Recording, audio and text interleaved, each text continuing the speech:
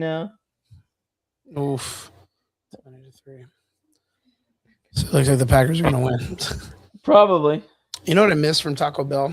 You like Taco Bell or no? Talk about solid. Yeah, I like you remember the Choco Taco, the ice cream one they used to sell? Yes. Dude, I miss that shit. That was really good. I miss what was it? I mean they brought it back kinda, but like wasn't it the 90s like didn't they bring Yeah, the bring it 90s back? menu they just popped off. Yeah. Yeah, Yeah. that's pretty good. Yeah. Miss the XXL burrito. Yes. The Yes. XXL burrito was dope. They got to bring a bunch of shit back. Taco Bell be slacking, man. I like the fries. Now that we got Cyclops back, I hope they bring the Taco Bell fries in the X-Men part of the movie. That would be fucking funny, dude. That'd be fucking funny.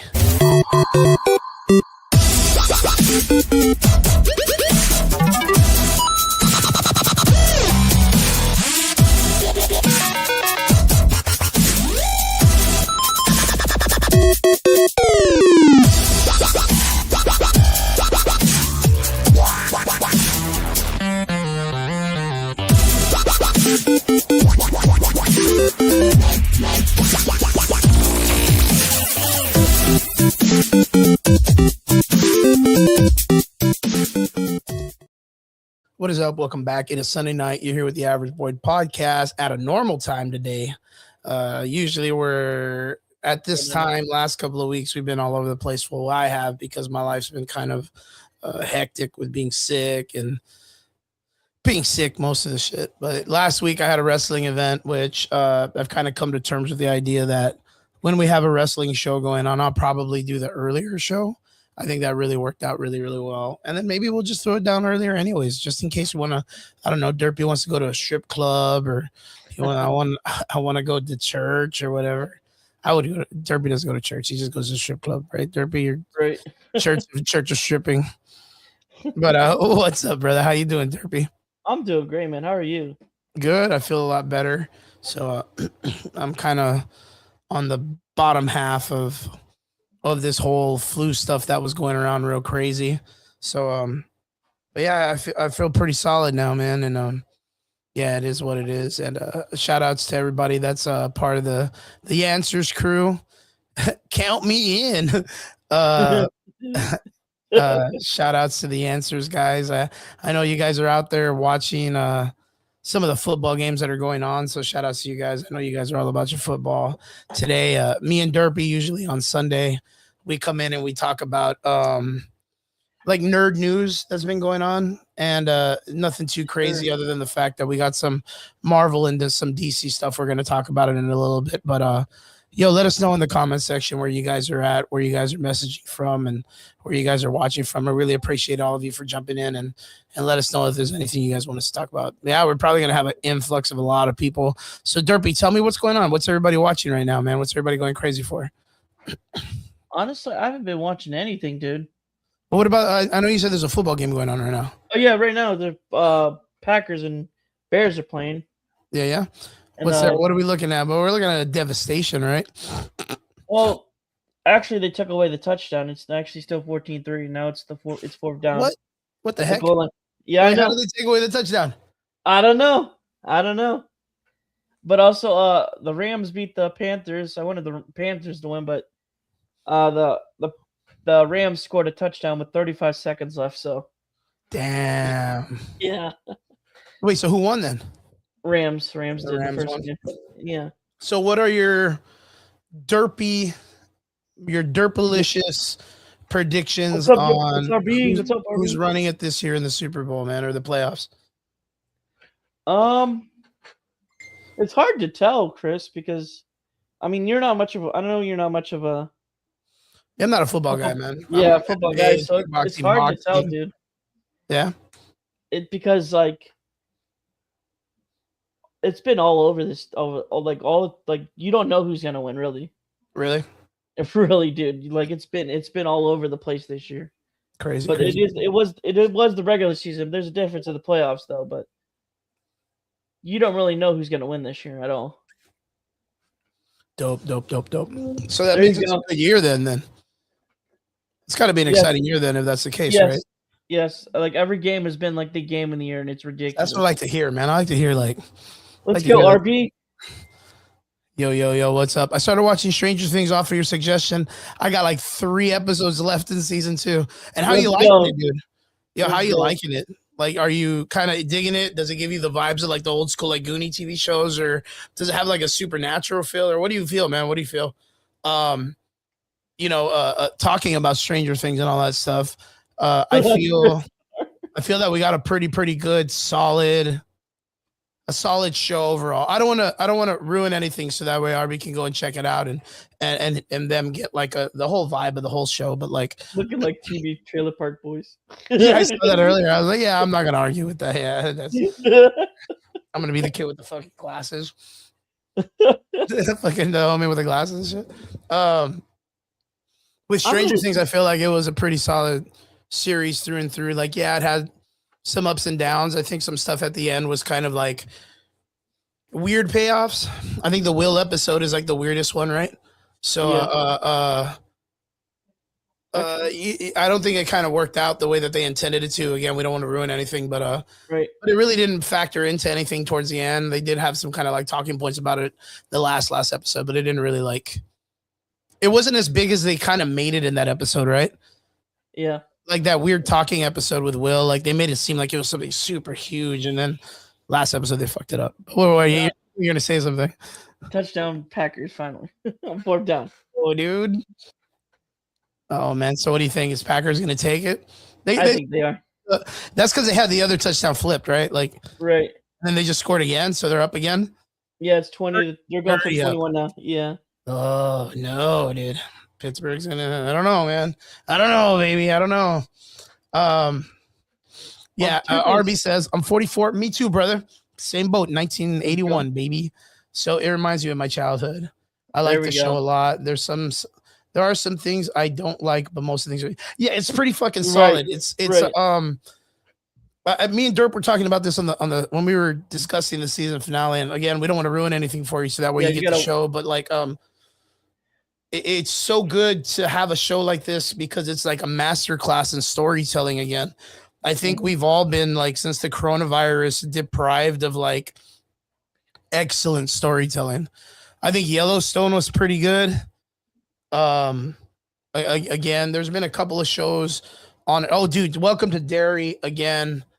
Awesome. Top-notch writing, dude. That is like the best anything Stephen King has ever released, like in the sense of like a show and in production and putting, his thoughts and ideals into a show. Welcome to Derry is probably like the best thing that's out there. So, as us, sci-fi and fantasy and non-fictional nerds are doing, or fictional nerds are, we're eating pretty fucking good right now. RB says, I'm going to finish tonight, season 2.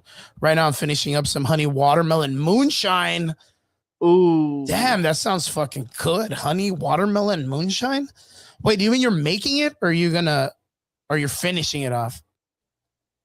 Let us know. That sounds delicious. Then I'm going to shower and maybe get like 2 or 3 episodes in the season. Excellent, dude. Excellent work. Excellent work. You're making some good time too. Speaking of watching seasons and stuff like that, you're making it, dude. Oh my God, that sounds amazing. Honey watermelon moonshine. Let me ask you, RB, though, like moonshine, is it better like kind of like room temperature or like ice cold in your opinion? I mean, making it is so dope, dude. Derpy, you ever had moonshine before? No, sir. Oh my goodness. Do you drink, Derpy? I do sometimes. What do you like to drink? What's your poison? I'm light, so I don't drink heavy. So, but ice cold, just a beer. What's your go-to beer? Like, you a Guinness guy? You're a Miller Lite guy? Or a Bud Light guy? Like, no. What are you? Busch. Like a desert water, or like one of those like seltzers, or? I like Busch. Oh, okay. Yeah. Okay, good. And you're not like a liquor kind of guy? No. You look like a liquor guy. You look like you take your pants off like in 2 or 3 shots, bro. And you're just just running through the town completely naked. And you're like Simpsons. Is Zima for Derpy with a fucking Jolly Rancher, bro? With a Jolly Rancher, Zima. Do you remember Zimas? Derpy, you remember those? They were like weird, tasteless. Like they just tasted so nasty. Like wine coolers that were like it was. Oh, It that's was so terrible. yeah. It was so bad, bro. It was like the Pepsi Clear version of wine coolers. It was fucking weird, like weird tasting. But man, we used to like take we used to take Jolly Ranchers and we would just stuff them in there, dude, and like leave them overnight so they could kind of like ferment, I guess, just to get Yeah. some kind of flavor out of them, dude. The original Smirnoff Ice, yeah, kind of, yeah. I guess you could say they were kind of like that, but they were just nasty, dude. Zimas are gross. Zimas are gross. What's your liquor flavor though, Derps? What do you do for liquor, man? I Like if don't you're gonna know. take a shot, what are you doing as a shot? As a shot, Yeah, yeah, yeah. I don't know, honestly. You never had one? I mean, I've had one, but like, I guess whiskey. Oh, whiskey's good.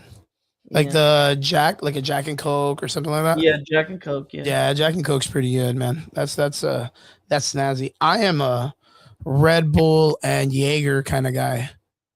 I like Jaeger bombs like crazy. It's like my favorite Smirnoff go-to. Ice is pretty good too. Like Smirnoff Ice? Yeah, it's pretty good. Nice, dude. Nice, nice. Maybe one day we're gonna have a drunk derpy episode. we'll Uh, watch a bad movie. Yeah, watch a fucking horrible movie, man. Speaking of horrible movies, in good ways, I decided to sit down and watch the old Street Fighter movie. Oh God. Cool, oh my god, dude. Raul Julia as M. Bison is Shakespearean, man, for no reason needed. The guy that played Adams, the main Adams guy, his name was Raul Julia, the villain of Street Fighter M. Bison. Yeah. Every time he spoke, it was like Hamlet. Like he was just like screaming his lines as if he was on a theater show. It was so wild, dude. It was so good. That sounds Arby's, fire. yeah, it was fucking funny, man. I was laughing my ass off the whole night. Arby says I can make moonshine in literally almost flavor, in literally almost any flavor, Derp. I have a Nashville hot chicken moonshine. That sounds so gross, dude. That does sound gross, but so That sounds that so sounds nasty. weird. What would be a fucking cool fucking moonshine flavor? What about like what if it like a cucumber mint? Like would a mint flavor be good in moonshine? Because I know that shit has like a strong alcohol like aftertaste, right? Like I just wanted to bring up something on a screen before. Bring it up, Derpy. Just bring it up. If you want to go kiss boys, Derpy. No. Oh yeah, don't talk about that. I swear, don't be. I just wanted to bring this up. This is coming up in a couple of days. Uh-oh, I see it. What, did I pop it up on stage? Yeah. Whoa, here we go. Popcorn Day. If anyone's interested in Popcorn Day, the movie theaters, that's what's available. Don't forget your $27 ticket though. You're right. You're right. You're right. But still, look, you get a free large popcorn on the Marcus theaters. If you go to Cinemark, you pay $5. You get a big bucket. Like wait, no, you bring your own bucket for $5. No. You only pay $5 and they fill it for $5. Anything you bring, that's like bucket size of the amount. Basically, I saw someone like bring a drawer. John Outfits is like, yo, not gonna lie, that shit's kind of lame. Popcorn Day, fuck out of here. No, but hear me out, Johns. Hear me out. Bring your own bucket, Cinemark for $5. Go to Walmart. That's what I mean. As long as they're like amount, like the size amount, like you know what I mean, like the size amount or like the weight amount. Mm-hmm. If it qualifies for that, you are good to go. Yo, like, Johns, hear me out. And it's only $5. Go to Walmart and you buy an Oasis jug, like the 5-gallon jug, right? That you fucking put the 5 gallons water machine in or whatever. Right. cut the fucking top off Feel that and hold it, bro, like with the handle and be like, yo, give me that popcorn. give me what I fucking deserve, and throw the $5, like crumble it up and throw the $5 at their face. But like, what do you get for a movie? Like you just go the original amount, but like you're not gonna sit there. Okay, $5, Avatar, $5, but $5 to bring for any is still a better deal than paying $15. Go get. All you do is fucking get one of those 3-gallon, 5-gallon water jugs full of popcorn. Throw the $5, get the fucking Avatar movie ticket, eat a little bit, and then when you're full, because you're not gonna finish that, right? Dump that shit on the person who's sitting in front of you. And dip. And dip. Just fucking, like, just fire that bitch out in front of the crowd, drown everybody in that, and just run. Or fire it and look back like they threw it at you, too. Harvey says, I took an 18-gallon gas container to 7-Eleven on Slushy Day. They were not happy. You had to have them make a whole fucking 4 batches of Slushy just in case. But, that's at wild, AMC bro. theaters, you can get unlimited refills, any size, and then free. If you go to Regal, which I doubt anyone goes to Regal anymore. Nobody goes to that place. Yeah, but you get a free popcorn for movie-themed costumes, and also you get to dress up as a movie-themed costume, and then you get a free popcorn. Oh my god! But you get a chance to get like Regal Unlimited. Save the movie theater, bro. But you get a chance to get Regal Unlimited, so. Nobody goes to Regal. I don't even know what that means, bro. What the fuck is a Regal theater? Yeah, nobody goes to Regal anymore. I bet you the seats smell like ass, bro. Right. I bet you the seats smell like ass and vomit, dude. But I just thought that was something to bring up because it's popcorn day and yeah. And you know what? I kind of heard about that a couple of weeks ago. Someone had made that post, and then the next day they were like, they made a video about being sad that their movie theater was closing down. And I was like, bro, like, well, you get free popcorn. Like, you get free popcorn. Yeah. I don't know, man. Like, I'm still kind of like on the fence about I'm interested in this one movie coming out soon. Which one? It's with Chris Pratt, though. Pratt. The Mercy one with the AI shit. Oh, yeah. That's that looks sweet, dude. Isn't it kind of like Minority Report, though? Yeah, kind of. Tom Cruise movie, right? Yeah. That's what I was kind of getting the vibes off of. It was like they have a computer that already can kind of justify your judge who's done a crime or something, right? Yeah. And then it just so happens he's gonna kill his wife. Right. But it looks interesting to me though. It looks cool. I mean, I like Chris Pratt. Right. The man can do no wrong. I've seen all his weird Amazon movies too, like Amazon Prime movies of him fighting aliens, and I kind of find myself rewatching The Tomorrow War. I don't know if you got to see that one with Chris Pratt. It's where they get chosen from the past to go into the future and fight a war. That sounds dope. It's pretty cool. And they're fighting like fucking like aliens. They kind of remind me of that Tomorrow Never Dies from Tom Cruise or whatever. Yeah. Live, Die, Repeat. Like those kind of aliens with like the zippy shit. Like, and it just has Chris Pratt in it. And it's pretty dope. If you haven't seen it, it's pretty good. It's very much like an Extraction kind of vibe. So, 2 more things before we get started, though. What? 2 more things before we get started. Sorry. All right. Tell me. You like wearing high heels? No. I just want to say, rest in peace to our local, like one of our local movie theaters. It was like the cheap movies, like the dollar movie place died. Yeah, in our area. Dude, like, okay, so that kind of breaks my heart, bro. Like that in drive-ins. That was like the last one we had in our area too. I feel like those in drive-ins are so good, dude. Like it was maybe like $5 for a ticket, dude. Bro, like those still had it, man. That breaks my heart. The last movie theaters I like, dude. The last movie I saw there was the one with Mark Wahlberg that he was like on that plane. Where he's transporting the guy or whatever. Yeah, the girl and all that. Yeah. That was actually pretty decent. And he's not even like the pilot. He's like a terrorist or an assassin or some shit. Right. It was all right. I thought. I like that. I like that actress, dude. I remember her from another movie, but I just couldn't remember like what movie. And I was kind of like, oh, whatever happened to that girl?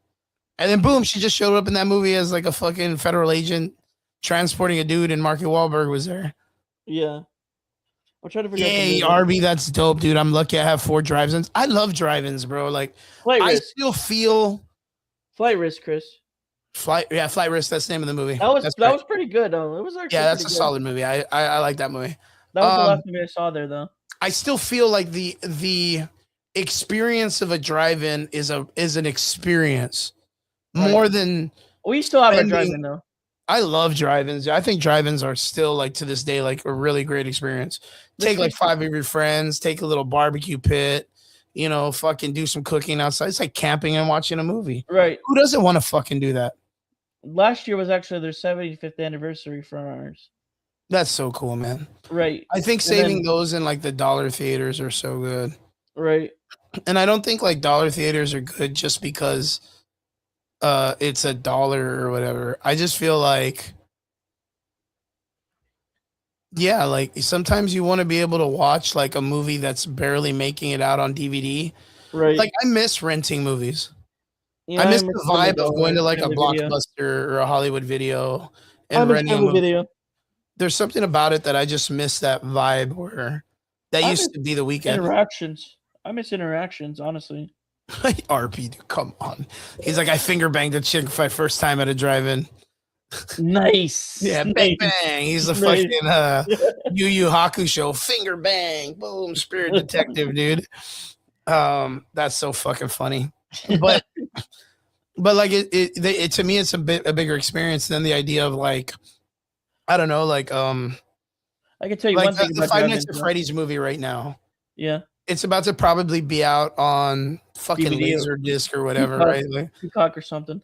And you know, if there's a dollar movie still around, like there's still a possibility of going to just go check it out. Right. Yeah, you can still go watch it in the theater if you missed it. Like if you missed the experience, I guess, of watching it on the big screen, it's still there. But that's like those local independent film shows. Like we have 2 of them, 2 theaters that will sometimes play like the Army of Darkness or like the Lord of the Rings movies, and it not be associated with any big national movie organization like Cinemark or whatever. It's like an independently owned legacy theater that was supposed to close down a long time ago, right? Right. But they have like concerts and wrestling events. They have all this shit there anyways, but sometimes they'll just show movies just to fuck around on a projector. I think deep down inside, all of us have that desire to want to throw down a projector and watch movies like outside up against the wall of our house or in somewhere that's not comfortably in our home. And I think it's very important to be able to have that. So it sucks when those kind of things are dead. Arby says malls and movie theaters died because of their own success. They got greedy. Fuck yeah, dude. 1,000,000%. The one thing I will say about drive-ins, dude, they have far better food than freaking regular movie theaters. I mean, dude, yeah. Like most of the time, and that's because most of them are like BYOF or what, like bring your own I got like loaded fries and a root beer dude, like the nachos and the hot dogs and like sometimes they'll be like, yo, we got burgers too. Like, don't fuck around. Like elephant ears, pizza, dude. We got pizza, like fried Oreos, fried veggies. Yeah, man, I love drive-ins, dude. They're so cool. It's just so darn expensive, more than the movie theater, but Arby makes a good point. Like, he says they got greedy, and I think we made that point in a couple weeks ago when we had the show with Brian, and I was like, I would agree.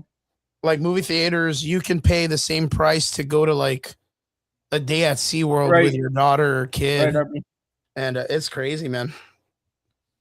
Yeah, they make all the money off concession, and lastly, they don't have to pay out crazy. Lastly, before we get started, a specific movie celebrating its 20th anniversary this year that I just saw next week, actually. Can you guess what it is, Chris? 20 years? Yep. It's an animated movie. It's an animated movie, but it's a top tier one. Iron Giant. I said 20 years, dude. Oh, not 50. I'm sorry. I love the Iron Giant though. The Iron Giant. Iron Giant is top tier though. 2006. Think 2006. I don't know. Is it like Lilo and Stitch? I know you like Lilo and Stitch and shit.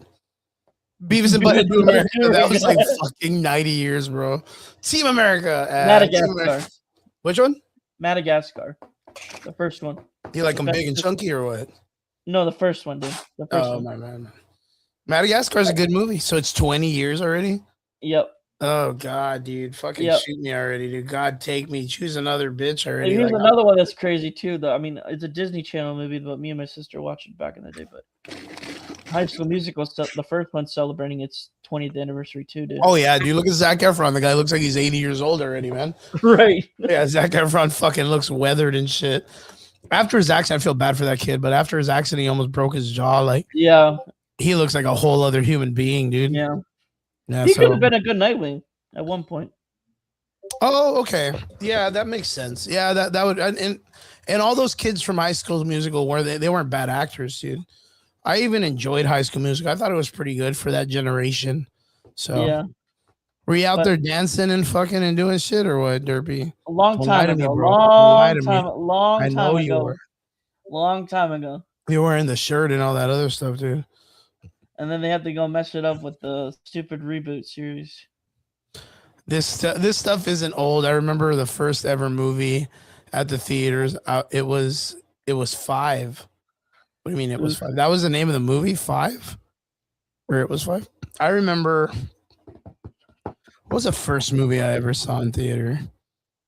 First movie I saw at theater was technically I think it was Revenge of the Sith. Man, that's a pretty good movie, man. Shit. I don't know if I want to beat that. I was gonna say fucking Fern Gully. But Yeah, I think the first movie I saw at theater was Fern Gully, maybe Fern Gully would have been like the first movie I remember. yeah. Maybe. But then again, I saw the original Batman in theaters there in Edinburgh. Golden. Batman. Tim Burton, 1989. That was before that. Then I saw what was it? Groundhog's Day. 1993, still before. And then I saw Ghostbusters there. Maybe Ghostbusters would have been close to my first movie there. 1984, because I was born in 1981. So. Oh, dude, you're talking about American Tail. Damn, 5 yeah, but that was there. Oh man, 5 Goes West. I remember seeing that movie. American Tail, 1986. Yeah, so you're about roughly around there. That was the first movie, and then, damn, I love that movie. 5 Goes, American, yeah, 1981. Damn, dude, that's awesome, bro. What about? Oh my goodness, Cars is celebrating its 20th anniversary too. Damn, Cars? Holy fuck. X-Men: The Last Stand, Casino Royale. Oh, hey, that's crazy, dude. Prestige. Yo, that's completely nuts to me.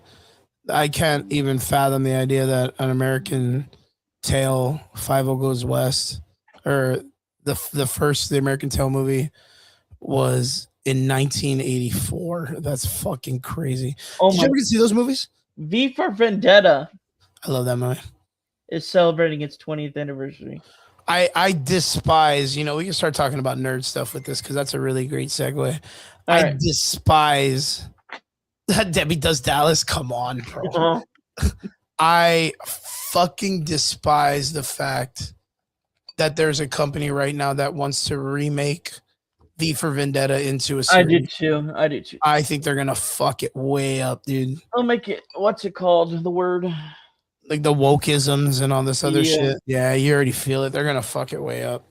They're gonna try to change the narrative of the story to fit the current dynamics of politics of like Orange, like the Trump guy bad, and everything is that they do is what the V for, and it's so fucking stupid. Yeah. It's completely opposite of what the fucking guy that created it was pushing on his agenda. But that is what it is, man. But speaking of all this cool stuff that we've been covering, this entire has 100% RB has no fucking, and that's the beauty of the Stranger Things situation that we were talking about earlier, right? Stranger Things has the Duffer Brothers have had the opportunity to create a series that has so many layers that it's good. George, onions have layers. onions are like ogres' 10 out of layers. 10. 10 out of 10. Yeah, like for Ogres what have it's layers. worth, Stranger Things really brought in a good dynamic of writing and creativity back to what we've been starved with. Right. So like for what it's worth, when the season finale came out a couple of days ago, Right. I was one of the people. I was pretty fulfilled on it. Derpy, were you pretty fulfilled with the season finale of Stranger Things? No, I was Did you, mad. No, did you kind of feel like there was still like stuff left over, or did you feel like they gave us a definitive story? They gave it a finish. They did what they could. Okay, good stuff. Good stuff. Um, the reason why I ask and the reason why we bring it up is because there was a talking point that happened. I wish I I had forgot the that. name of it. Yeah, that's a good way to put it. It was safe. I mean, it was a good, safe ending. Was it a crash landing? No, it was just safe. it was enough. Right. It was enough. I think they kind of they didn't have enough time to Time. Yeah, they didn't have enough time to really fulfill all the different endings that they had written out too deep. They kind of caught themselves out with like very little runway left over. But yeah, a good way to put it that it was safe. But the reason why we bring it up is because of the conformity gate episode. I don't know if you guys heard about this, but so there was a large group of Stranger Things fans that weren't, I guess, happy or fulfilled with the ending and believed that January 7th, we were supposed to get a secret hidden episode called the Conformity Gate. And did you hear about this Conformity Gate episode? No, but I'm gonna do this. You're looking it up or what? Or you're trying to find some fucking running up that hill music or whatever? Trying to find some running up that hill, running up that hill. Run up that hill. Harvey says, I always wanted to see someone write a movie and just purposely fuck the ending up. Like, say Rocky and just Rocky gets KO'd in the first. Dude, that's fucking wild. I always fucking, that's so funny to put up, man. Like, to write an episode where you're gonna have like, where it just goes against the fucking norm of what you're comfortable with, right? Jesus says the ending was pretty shitty. Should have ended after the battle. Like, are you talking about the battle in the Upside Down? And they shouldn't have went off with the idea of them explaining like the like them 2 years later? Is that what you mean? Sent you a message. All right, I'm gonna go check it. Let me go check what Georgie sent me real quick. Were you sending Facebook? You probably sent it Facebook. What do you think? What do you think? Yeah, okay, yeah. That's kind of what I was talking about, the conformity, right? There was a idea that on the 7th, there was an idea. There was an idea that the Duffer Brothers were going to release a hidden episodes, which there's no way, because anytime you make film or anything like that, you have to have your entire slate of episodes. So it's going to show on IMDb or whatever all the way to the final episode. So even if there was a hidden episode, it would still show in some way. But that Vecna kind of won. Vecna had won the story and captured everybody, and all the stuff at the end was like a big fake ending. Like, did you hear? Because when there's a scene where like he sees what's her face or whatnot, the screen goes black, you hear the heartbeat, and apparently like in the background, at the beat of the drum, you can hear the sound of the grandfather clock, like in a lower tone. And then there was this scene, then it adds to the scene where they're at the graduation and the speaker creates that sound where he kind of like freaks balls or whatever when he hears it. Here you go, Chris. Bring it up. Are you doing the Stranger Things or what? Yeah, George, I've heard about it. It's kind of interesting, and you know what? It's like what Jesus is saying. Like Jesus, Jesus for his reason feels Hold on. like the ending was not fulfilling enough. That they should have ended after the battle, and that the rest of it was kind of like a filler, right? That's the way. It's the easiest way to do it. Is that the ending of the episode where it goes 2 years in the future is a big filler, other than the fact that Mike is still feeling unease and for some reason.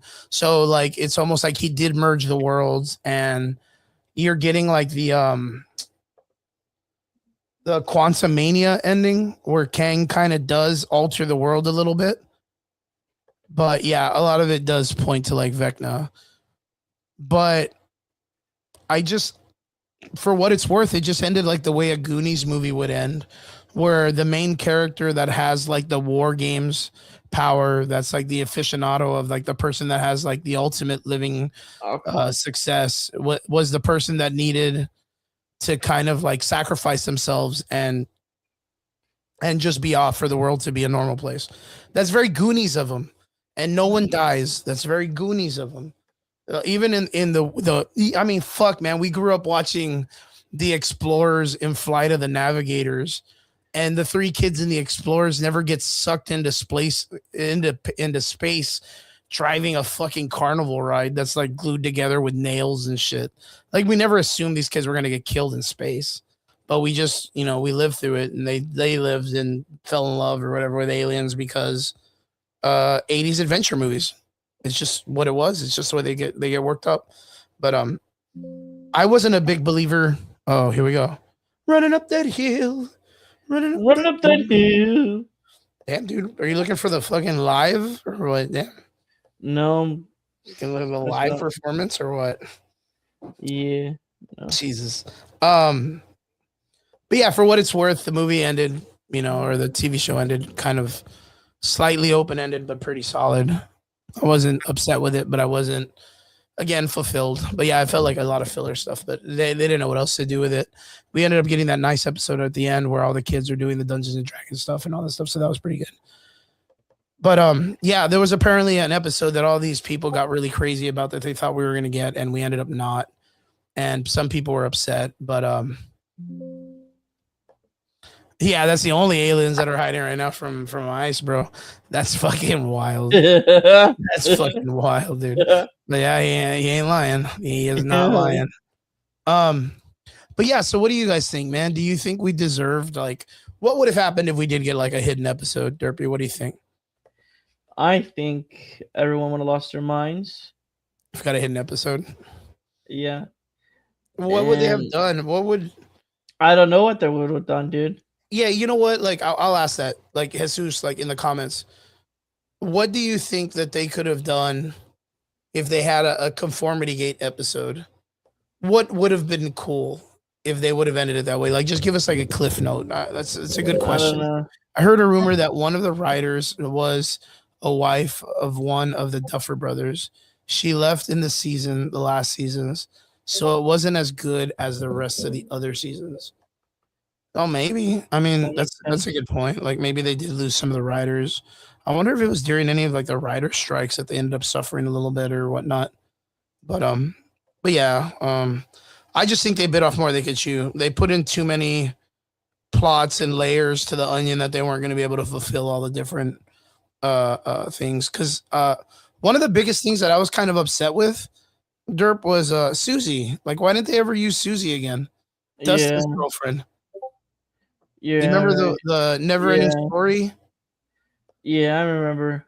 I thought her and her weird little family played like a really great like part, Mhm. and I thought they were still going to be a part of the show in some way, and they didn't even Right. use them, and I was kind of disappointed with that. Same thing Right. with the cool guy from Russia. That Cool is, guy from Russia. yeah. Remember the guy with the plane? Right. You remember that guy or no? Yeah, I do.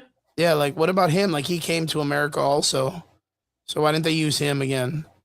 I don't know. I do not know. And I kind of feel like they underused the chick from Terminator 2 in the last season. Right. Like she did just get some interesting talking points, but then for them to kind of do what they did at the end, like there's really not much going on with it. Right. I heard a rumor that one of the writers, yeah, that makes sense. Like, bro, that's all it was. Vecna's had one. Vecna's had, like, he made all that shit up in his mental asylum, and everyone of the characters was either locked in with him or adults and doctors. Oh, okay. So you kind of feel like it should have ended as in all of the people and all of the characters were all kind of like mentally made up, like as these extra characters in their world. And we were just living like a dream I think we're vicariously alone in now. Vecna's head. Is that what you mean? That's interesting. Let me see if I can find it. Hold on. Interesting. But we didn't get the episode. People were upset, and yeah, I'm not a person that believes that Elle's alive still. I think she's dead. But every person I've talked to is like, I believe. I believed. You believe too. I know you believe. But yeah, Believe in horniness. we didn't get a secret episode. Stop it, Amityville. Nobody believes. I don't believe in shit. I don't believe in shit. But yeah, we didn't get a secret episode, so sorry guys. I believe the only thing they released was like bloopers and behind the scenes. I know that I also heard that there was like a lot of. I was trying to get the picture, but I'll just send the meme. This thing takes forever to load. What thing, bro? Like that the podcast? Are you talking about our podcast? No way, dude. That sucks. Maybe we're getting a little bit of lag. I apologize, dude. But there. I think we ended up getting some like behind the scenes of some bloopers episodes. So if you guys do go check it out, it'd be pretty cool. Look at the meme. The meme. Yeah. Gang. Black Magic. Gang. What's up, Black Magic? So it's not so much the belief, but she does get out of her. Nah, bro. Like I sent I don't want her to get out of. No, she dies, bro. She dies. Let her. I'll pull it up. Bro, fucking Vecna versus Pennywise. If Pennywise wins 20% out of 10 of the times, dude. Like 20%, like a million times, dude. There we go. Oh yeah. It's because that's the way the StreamYard works, bro. I apologize. But yeah. We get it a little bit later, so I apologize. Let's see it. So yeah, so you thought there was a secret episode of Stranger Things, didn't you? Yeah, the meme. That's funny, dude. That's so funny. Yeah, we were gonna get that episode. I remember you were talking about that too, the Captain America thing. Yeah. But yeah, straight like yeah, the Duffer Brothers gave us some good writing, man, and whatever it is they decided to hit the landing that way, that's on them. And we'll eventually get some like I don't think this is the end of the series though, bro. No. I think we'll eventually get some an animated series. Yeah, I think we're gonna get some kind of return to it and get some answers answered, like in some like side content. But this is what we got for the main thing. Yeah, they would be in Alien versus Predator. Captain America pisses on his own balls, dude. Gotcha, man. That's crazy. In the end, the kids stopped getting along. Like in Stranger Things, that would be funny. Again, like, you know, my thing was like, I was just talking about this yesterday. Vecna's about to get shoved onto that spike or whatever, like when they're fighting or like the big finale is like going on and Vecna's about to lose in some way. And then all of a sudden he goes, Will's gay.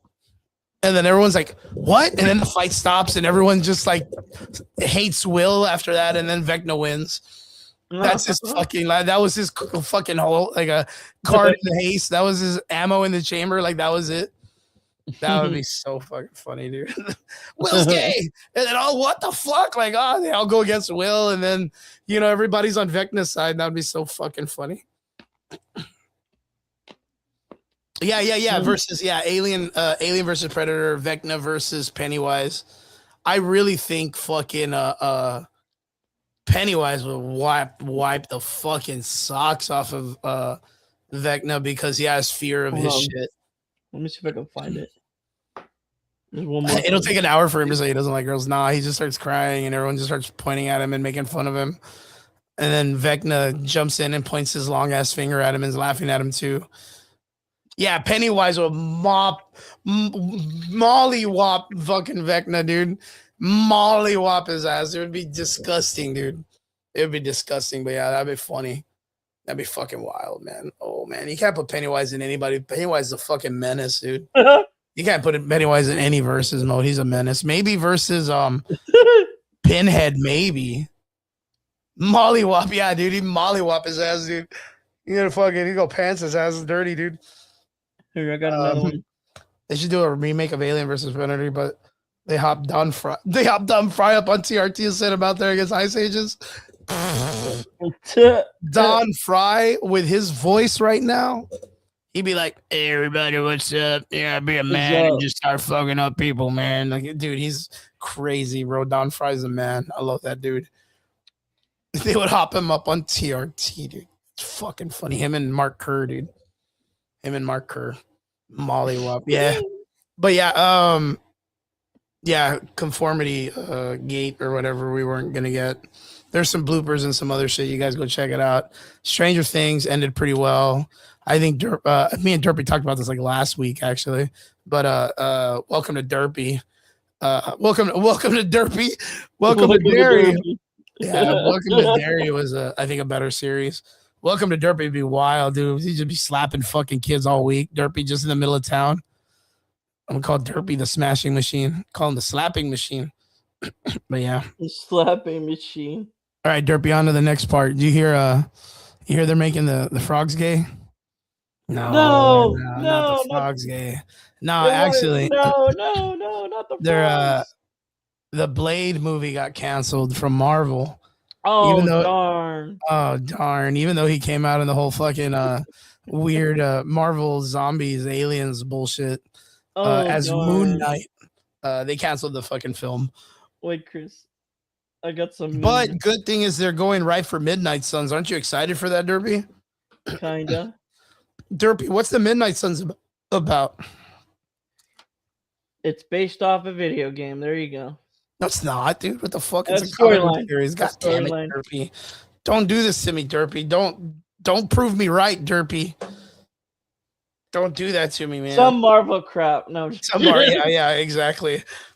Derpy, there's no reason for them to try to initiate fucking Midnight Suns right now. Like, yes, I know people played the video game, Chris. Sorry, but nobody fucking read the comic books, dude. This is a Stranger Things meme. Sorry, I have to pull it up. What? There's a couple of Stranger Things memes I have to pull up. I'm sorry. Don't do this to me. You're gonna make me fucking shit myself, dude. Okay, here we go. Here's another one. Someone said Mind Flayer was just a metaphor for Will's fear of vagina. It's a fucking derp, dude. Derp. You're killing me, Smalls. I'm sorry. Derp, we're talking about Marvel now. Oh, here's another one. Oh, derp. 547 absences, 0.5 of GPA, no scholarships, straight Fs. This bitch graduated though. All of them graduated. Mind you, I was fucking talking to my brother about this. They had like the highest kill death ratio on all the military, and none of them spent time in jail, dude. Like Hopper and Nancy killed like together like 40 fucking soldiers, and none of them spent jail time.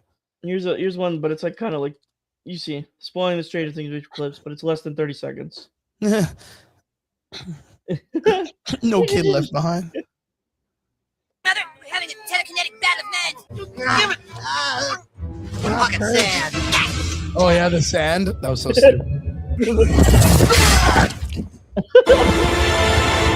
Jesus Christ, dude. And then the crying. Pretty much the finale. Yeah, that's fine. All right, I'm good.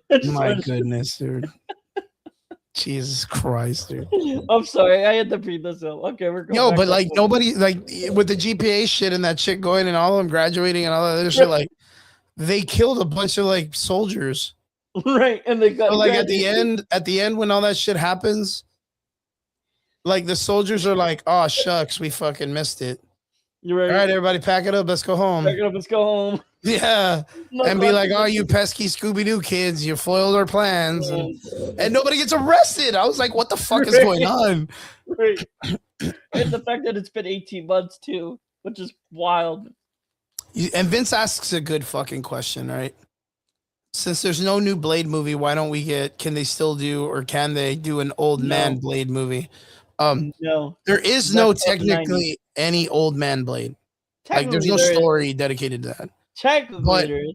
Ryan Reynolds, since the Deadpool movie, has been fighting for Wesley Snipes to get his like Flowers movie, like a send-off movie. Since, I mean, Wesley Snipes literally saved the Marvel universe, like the Marvel comics / film industry. If it wasn't for him and the Blade movies, they would have failed a long time ago. So like, he does deserve a lot of this coolness. Like, he deserves his flowers. And I think Ryan Reynolds did a fantastic job. I think Ryan Reynolds did a fantastic job of reinvigorating the Blade story back into Marvel. And if I'm not mistaken, I think Blade's gonna come out in Doomsday. Which it would be stupid if they didn't put him in, because he's such a fucking draw for more to bring in more money and stuff. Black Magic says, you know, they have Blade video game coming out. Yeah, the Blade video game is coming out. Blade is racist. What? That has what? I need an explanation of that. What's the line from Deadpool and Wolverine? He said there's only one Blade. Yeah, there's only one Blade. Yeah, there's only one Blade. There's only gonna be one. There's something and like he's that. racist. Oh no. And he's racist. Oh no, we can't have that one Blade and he's racist. We need a multiverse where he's not. We gotta send him to DC like James Gunn. Yeah, I gotta know. What do you mean Blade is racist? Like, we gotta send him to DC, like fire him and send him to. And that's because you know what I heard too is they were gonna make it to where like they weren't like, I mean, technically it's not making Blade gay, but they were gonna use that whole entire thing. Oh, my bad. Did I just say he was racist? No, he's not racist. I don't mean that. No, he said he's coming up Doomsday. Yeah, he's going to be coming in Doomsday. Yeah, I thought he said he's racist. Oh no, that was Black Magic said he's racist. I mean, should I bring up this? If we're going to go into switch, they were going to do like the whole like. Should I switch to plot leaks if we go to after this because we're speaking Doomsday? Yeah.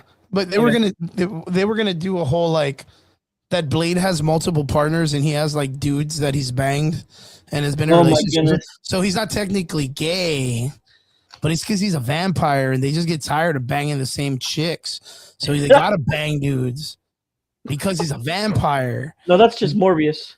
Yeah, that's just like weird Greek god shit or whatever. But like they were gonna do that shit, and it's like I have to ask, like, if you guys think that that's whack or that's like a normal thing for a Blade character. Oh, Black Magic says, thinking about the movie, that movie was racist as fuck, but a black man killing all the white vampires. I just heard that creator made it that way purposely. Fuck, I never even thought of that. That's valid, Macman. That's valid. Oh my goodness, thinking about it now. Yeah, I'm like, I don't even remember him killing black people that were vampires in that movie. Were there? Oh, well, maybe. He did kill the black vampire kid in the first movie that he fights, right, that knows karate, that just starts fucking kicking his ass when they're in like the Codex area. Oh, I love that. But it was like a 13-year-old kid vampire, like the mom. So he's just killing kids. The mom, yeah, but that's his mom though. Like that's like the only other black person in the film is related to this dude. Like, you know what I mean? That's pretty fucking racist. Damn, that's good. But like, but you know what? It goes across the board. Like, how many times do you ever see like Blade in the comic books as a black man killing other black vampires? Right. Damn, that's crazy. I mean, thinking about it, when do you ever see black vampires? I mean, the new Interview with a Vampire, Dracula 2000, Blade, like just in any format of like media. When do you ever see, what is that, Blackula, the old school movie Blackula? Morbid Time. Stuck in the Wrong Vein. That's nasty, dude. Oh, Jesus. Serious question. Why can't they make new LGB characters and whatnot instead of messing the lore? You want to know why, RB? No, I'm going to be 'cause completely honest. because they like doing it. Because that takes hard work. It takes hard work and creativity to create a character that people are going to like. Exactly. And why mess with all that when you can just have Iceman be gay? Exactly. Like, you know what I mean? Like, But that boom, was- let's just make Alfred right. yeah. Just a Oh, couple Batman, years- Batman, Alfred. Yeah, gay. That dude's couple years super ago, gay, that's bro. Like, yeah, but that's just why what he happened even takes years care ago. of Batman because he's like, "Ooh, rub this young man's back." Boom. Yeah, Boom, Captain America gay. Let's just make Superman's son. Yeah. Boom. There we Superman's gay. Superman's son. Oh, not gay. He's bi. Just in case we fuck up, we can make him straight again. But for now, gay as fuck. Sticking dudes. Iceman is super gay, bro. Like even his name is gay. Like, nah, dude, you didn't know that, Black Magic? Like Iceman is like the X-Men dude. Like he was all cool. Oh my goodness. He was cool for a minute and doing ice shit and doing stuff. And then all of a sudden in the comic books, he was like, Wait. I'm gay. I don't like gay boys no more. I like or what? I don't like girls no more. I like boys. And then he became like the ultimate version of himself because he was acceptable. Black Magic. How was Captain No, America? was it Rogue? Yeah. Well, no, Kitty Pryde. No, Rogue. I don't know. I don't remember. Chris, how is you said Captain America is gay? How is he gay? Because the fact that he went all across the universe, like back in time to go and freaking ruin the timeline. To get some puss. Exactly. Yeah, it's because let me see. He's right. Gay Captain America. Boom. Dang. Yeah. Look. We got this. I got you, bros. Way to ruin my night, man. I got you, boys. Good job, Chris. I'm here for you. There he is. No, my eyes. There he is. No, my eyes are bleeding. He's here, bro. He's right there. My eyes. That's gay Captain America. He didn't have any powers though. He's just gay. But he's gay with a purpose or something. So this dude ends up his butt. Going to he ends up being like a casual dude that goes to like protests and stuff, but then he like dons his own outfit to be Captain America. So and then Captain America shows up and he's like, good job, soldier, or whatever. And that's it. Like, yeah, it's really weird. That was like a moment where they were having like, because they even did like, do you guys like remember that whole series? series? Was it like 2020 or 2021, something like that? Yeah, it wasn't too long ago. Like it had to be 20, because that was the era when Marvel and freaking DC were just like crap in the bed, honestly. Because there was this too, and this spawned a whole ass conversation. I don't know if you guys were. Let's get off the topic though. Let's get off the topic because we don't want to. Nah, it's good, dude. We need to talk about this. We don't want to get canceled. There ended up being a dude that was like Native American Captain America. And I did see that. You remember this, right? Yeah, and it was a whole controversy. And then everyone freaked the fuck out, and they were like, "But that is Captain America because he was there first and all this other stuff." And I was like, "Guys, please stop, man! Like we're gonna destroy our whole community, man." This was on the back burner of like the Spider-Man switch, the Thor name switch. Captain Wilson what is his name, getting the shield and becoming the new Captain America. There was so much of this where like Marvel just couldn't get shit right. And there was even they didn't know what to do with Miles, dude. And they were making Miles Morales like Wolverine. So look at that shit. Get out, Vince. I'm not even fucking. They couldn't figure him out. They were like, "What do we do, bro? Like, there's no way nobody likes this dude. Like, we don't know where to put him." And then they made him Thor. Like, that's Miles. That's Miles Morales, Spider-Man. That's crazy. And they just kept giving him different costumes. Because yes, people liked him a little bit after Spider-Verse or whatever the fuck, but they did not know what to do with his fucking character in the comic books. Because Peter Parker was still alive. Because Peter Parker was still alive. You know what I mean? It sounds like the DC 70 era. Or the New 52. Remember when they did the New 52? Nobody liked it. Yeah. Everyone fucking hated the New 52. The only storyline that everyone liked from the New 52 was the Court of Owls with Batman. That's about it. Yeah. What's up? JG Vega? What's up, Vega? What's up, my But dude? since we're on Marvel, I might as well get into the Yeah. Because you don't like My- talking about Blade No. being gay. no. Wait, and I was gonna say, so everybody that's out there, like, I know there's gonna be a lot of people that are excited to hear that they're making a Midnight Suns movie, but don't do that to yourself Don't. because no one read the comic books and no one is gonna. Exactly. If you ever have an issue with understanding and someone's like, "Oh no, it's gonna be dope," just ask that person and don't let them get on Google like what the Midnight Suns is Soups? about. You mean Soups? Yeah, you gotta stop them, bro. Like, don't let them fucking bamboozle your ass. Just because Marvel says they're gonna do the new Eternals or whatever the fuck, don't be excited for it because it might just suck huevos, dude. It might just suck the crap out of something. So All right. just be prepared. Like, it's a little bit All right. weird. But onwards to the next one. Marvel is a leaky faucet. So hold on. If anyone wants to stay, because I don't know if these rumors are true or not. real quick. You talk to him. I don't know if these leaks are true or not. So if anyone wants to stay for this, it doesn't want to get spoiled for Doomsday. You can leave or you can stay. It don't matter. It's up to you guys. But take these leaks with the grain of salt. But from what I've heard, they're about 70% true. So take it with the grain of salt. But you are more than welcome to stay, or if you don't want to get spoiled, you can leave. Whatever you feel like. Yeah. Some have, some haven't. But it's about 50-50, but it's nice. It's content. It's content at the moment, so why not, right?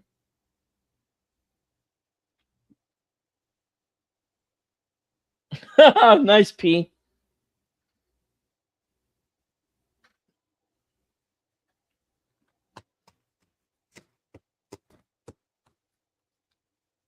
Oh my, Bears turned it over on 4th down.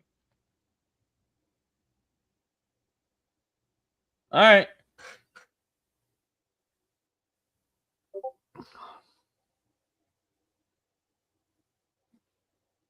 Yeah, they freaking fumbled it right at the goal line, dude. Turned it over. That's crazy. Caleb Williams is a bum. Oh, they threw it away? Interception? It was interception? Oh, wow. I thought they fumbled it.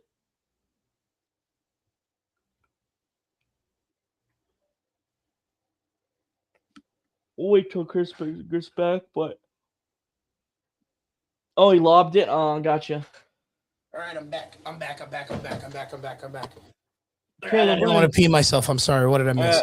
I didn't say anything, but I warned everyone if they want to stay or not. Ooh. Are we getting into this? Gang. Vegas here. Gang, baby. I can read them to you if you want to hear it. All right. So. And I also heard there's... can't confirm, but according to these leaks, it sounds about right for the runtime. Let's just say confirmed. Fuck them. What does it hurt if we say that this is real? Right, but I've heard so tired of all these fucking assholes like just leaking random shit, dude. I heard the runtime is 3 hours and 45 minutes. Great, they need it because they're gonna need a lot of time to explain all the bullshit they've done in the last 5 years. Right. Can you imagine all the fucking storytelling they gotta kind of like bamboozle us with, like where none of this shit's set up. Right. Like Derpy, like just on the real, right? Right. How much of Doomsday is set up throughout any of the movies? Like, can you explain to me? All right. Here we go. Doom's thing. All right. Here we go. Don't get mad at me, Derpy. Don't get fucking. I'm gonna get mad. I'm gonna get mad at you. Chill the fuck out, man. No, I wouldn't fight you. You have training. I wouldn't fight you. Nah, I'm a pussy, bro. I don't even know. All right, I don't know nothing. I don't know nothing. I'm gonna read this. According to the leak, the origin of multiversal collapse isn't Kang, it's Steve Rogers. What a dick. All for pussy, dude. What a good job. Good job, Captain. Good job. Good job, Cap. When Steve went back in time at the end of Endgame, he chose to stay there and unknowingly triggered a chain of incursions across realities. That explains one of the reasons. That explains one of the things, Chris. Good job, Steve. You fucking asshole. Every altered timeline began crashing into others, and one of the biggest victims. Can you guess, Chris? One of the biggest victims is. The dog from Guardians of the Galaxy. Yep, 100%. No. Fucking. One of the Miles biggest Cyrus. victims is Victor Von Doom, the version of Doctor Doom played by Robert Downey Jr. He comes from a 31st century timeline where he ruled the Latveria, right? Latveria. As a monarch, he was married to Sue Von Doom. He had two Why the children. fuck not, right? Right, he had 2 children, Franklin and Valeria. He already discovered the multiverse, but the incursions caused indirectly by Steve Rogers wiped out his entire universe and his family, his kingdom, his reality. Basically, it's not your average villain. He's a grieving god, basically, is what it says. Sounds like your average villain. Sounds like it. Probably. I mean, how is he a grieving god if he's just a dude? Yeah, you see, Black Magic he ain't even having it, bro. He's like, that sounds corny as fuck. It sounds corny as fuck. That's what a lot of insiders have said. This is probably what it is. I hope it is, because I want it to fail, dude. Like, I want it to fail. Can it just fail miserably? Supposedly the opening scene is from Tobey Maguire's point of view, his Spider-Verse. Basically, he loses his world in the opening scene of the movie. Toby? Yeah, Tobey's world. Perfect. I hated that world. As the sky tears apart, reality collapses, a portal opens at the final second, and Tobey goes into it, basically. How? How does the portal open up? I don't know. Maybe Doctor Strange? Maybe. Heroic music, no victory, just loss. Not Toby. Oh no. Doom's master manipulation begins. Doom slaughters the Council of Kangs. Thank God. I don't know what they were gonna do with that shit anyways. Remember that? That was such a goofy ass scene. Enters the MCU, uses the fact that he looks like Tony Stark to manipulate heroes. Revives. Hold on, let me see. The stupid thing keeps up popping up. Revives Wanda.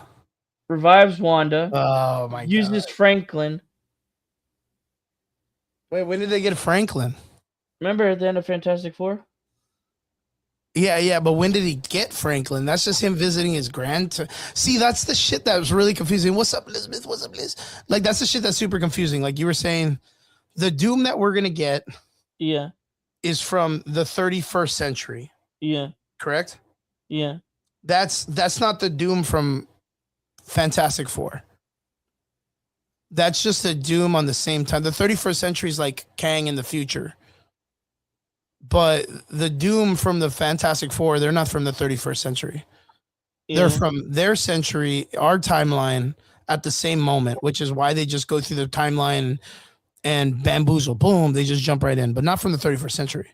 So when they say that Doom is coming from the 31st century, another Doom, that Doom that's at the ending of Fantastic Four, was not married to Sue Storm. And then not only that, you said he had his own Franklin and his own Valeria. So what would he need their Franklin anyways? Why don't you just go to the multiverse to steal all the fucking Franklins? Huh? No, both of them died.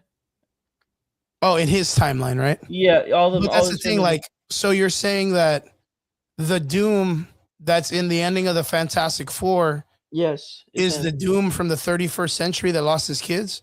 Yes. So they didn't know who that Doom was, and he's not the godfather of that kid. Yes. That's weird as fuck, dude. Don't you think you feel that's kind of weird? That is weird, but it's Marvel. Who knows? Yeah, that's a good point. I like that. You're like, well, fuck Marvel, man.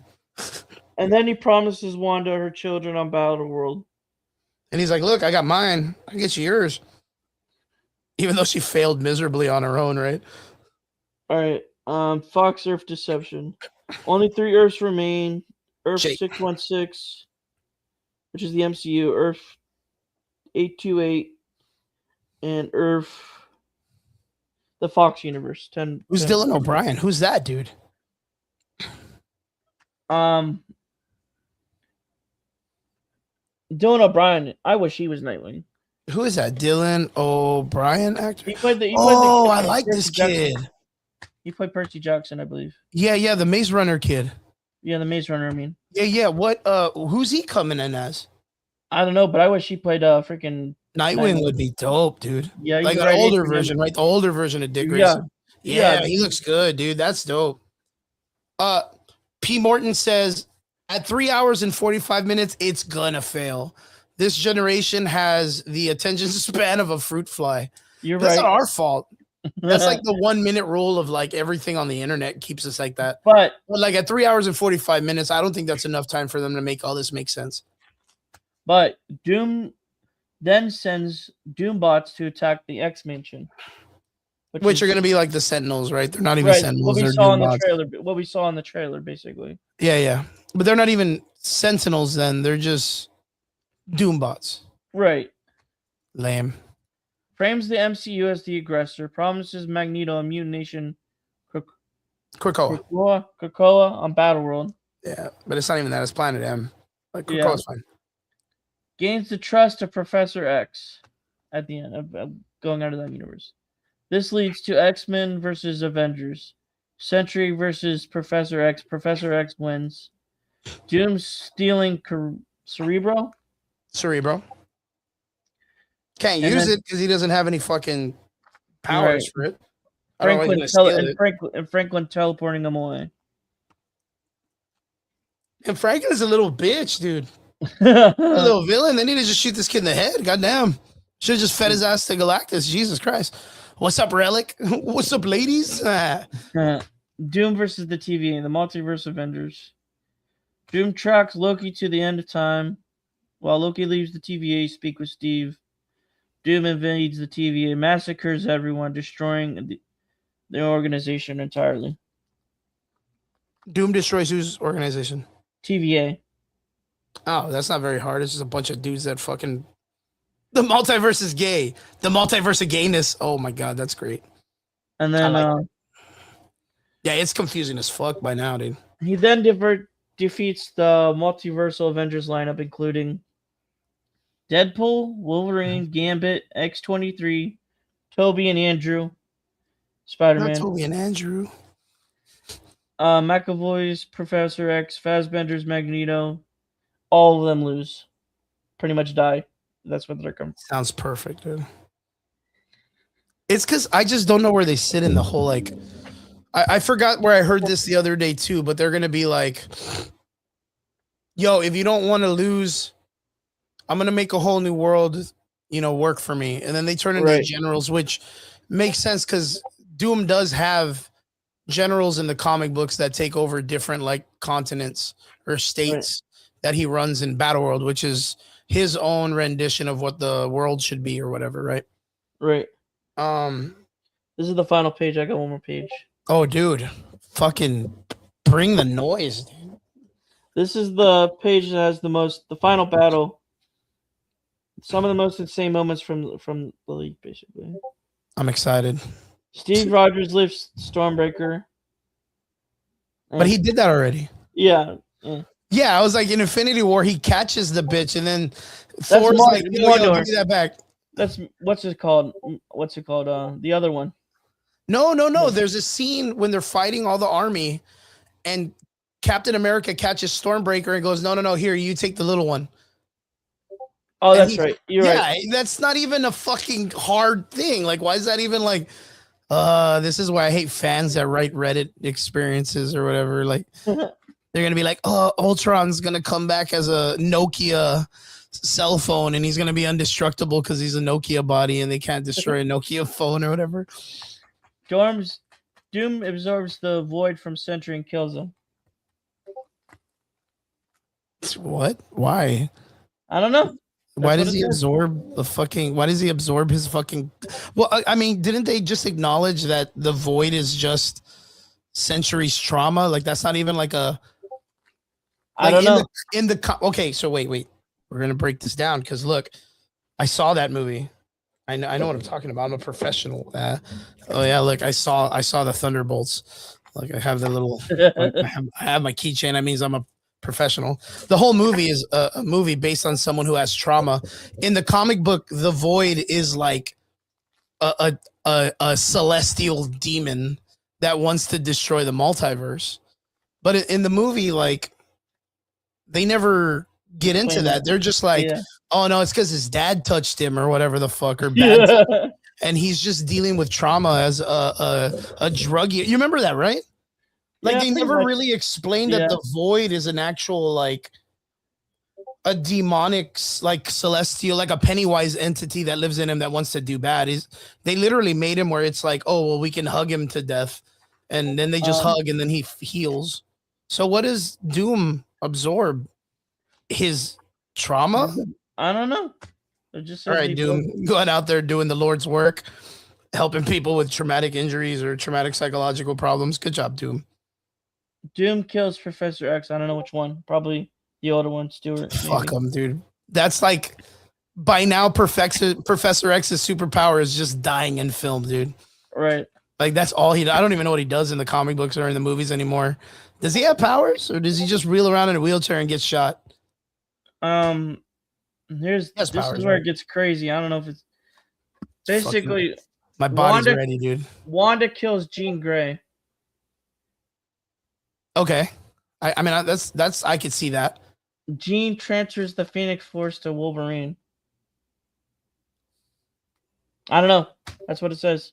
Why Wolverine, dude? Like I know that there is okay reference, right? Let's get into this because it's important, right? We need context. And then Doom kills Thor in front of Loki. You get that one, Chris? Yeah. I'm You just not don't gonna pay believe attention. Hopefully, I don't pay attention and it goes away. it. Because that's and then the Cabal shows up. What? What'd you say about my pants?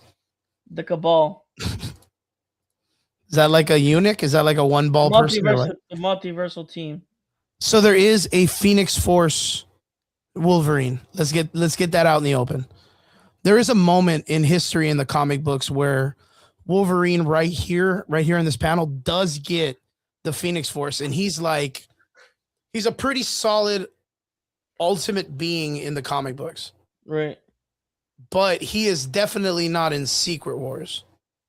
Right. Who is in Secret Wars though is Jean Grey. No. Cyclops.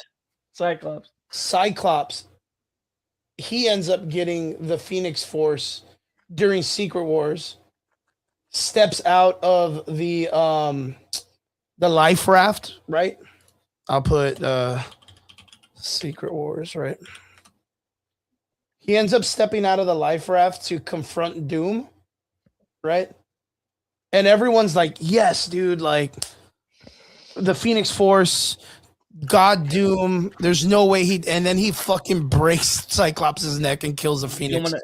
He just wipes him out. And the reason why they do that is to tell us, the reader and the audience, holy fuck, Doom is strong, and this is a bad situation for these dudes. Like he just like bitch slapped the Phoenix Force out of Cyclops.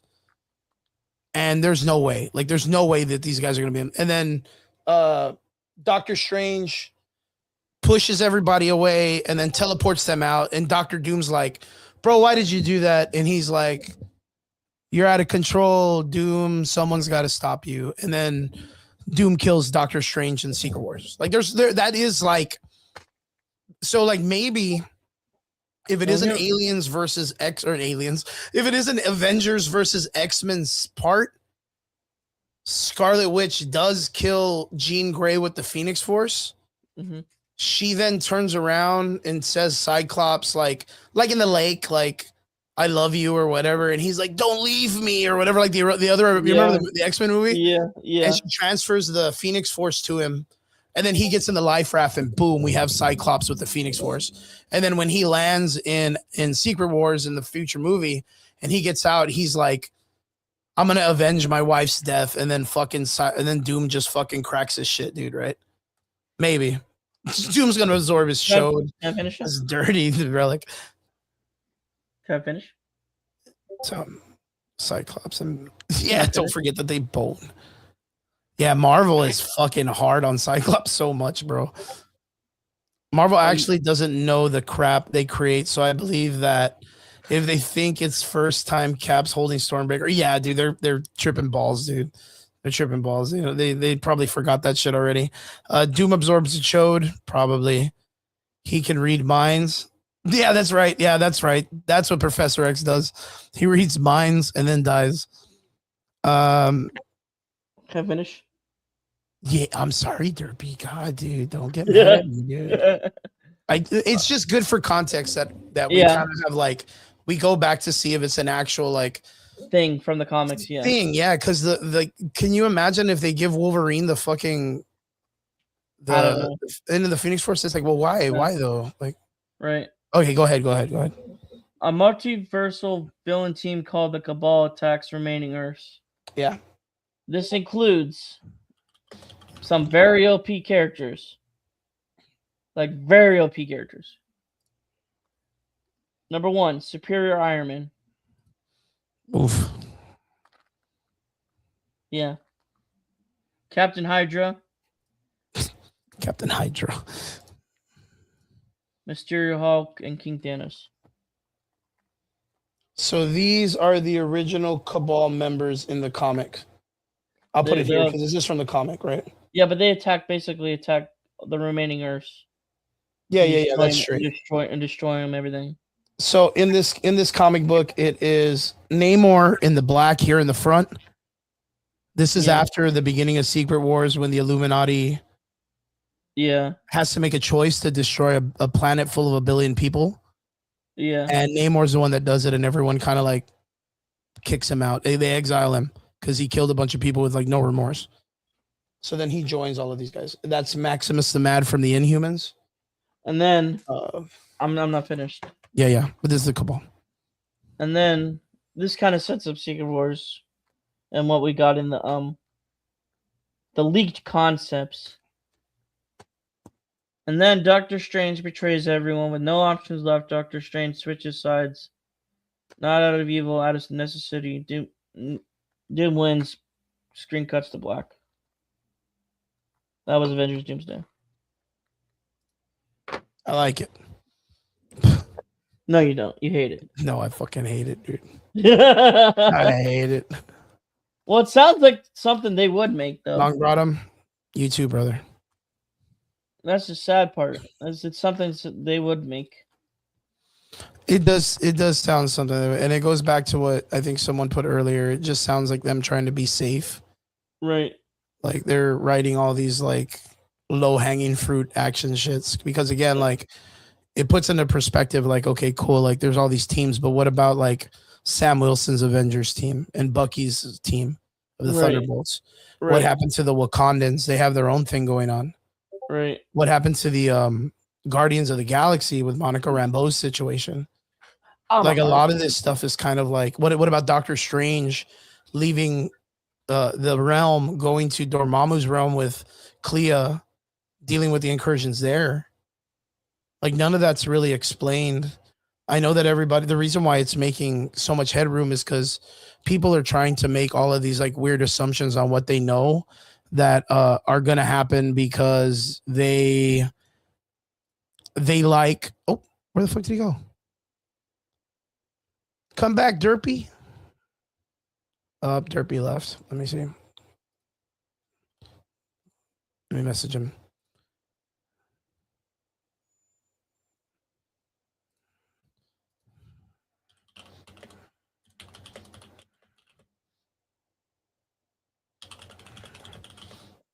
There you are. There. I was about to text him. Good. I just Derpy, what happened? What the hell happened? I just crashed or something. Jesus Christ. Got me scared, bro. I thought you joined the Illuminati or whatever. Thought you joined the Cabal to go kill people, but no. Yeah, like it just sounds like it's them playing safe and then putting things out that they know, but like these leaks are so weird because they don't really give us any like structural tangibility. Like right now, you were like, what did we say? That they're gonna kill Thor. Yeah. But in Deadpool, yeah, Disney cut your feed. Disney's they bad did. because they were like, They're don't eat our mad. shit.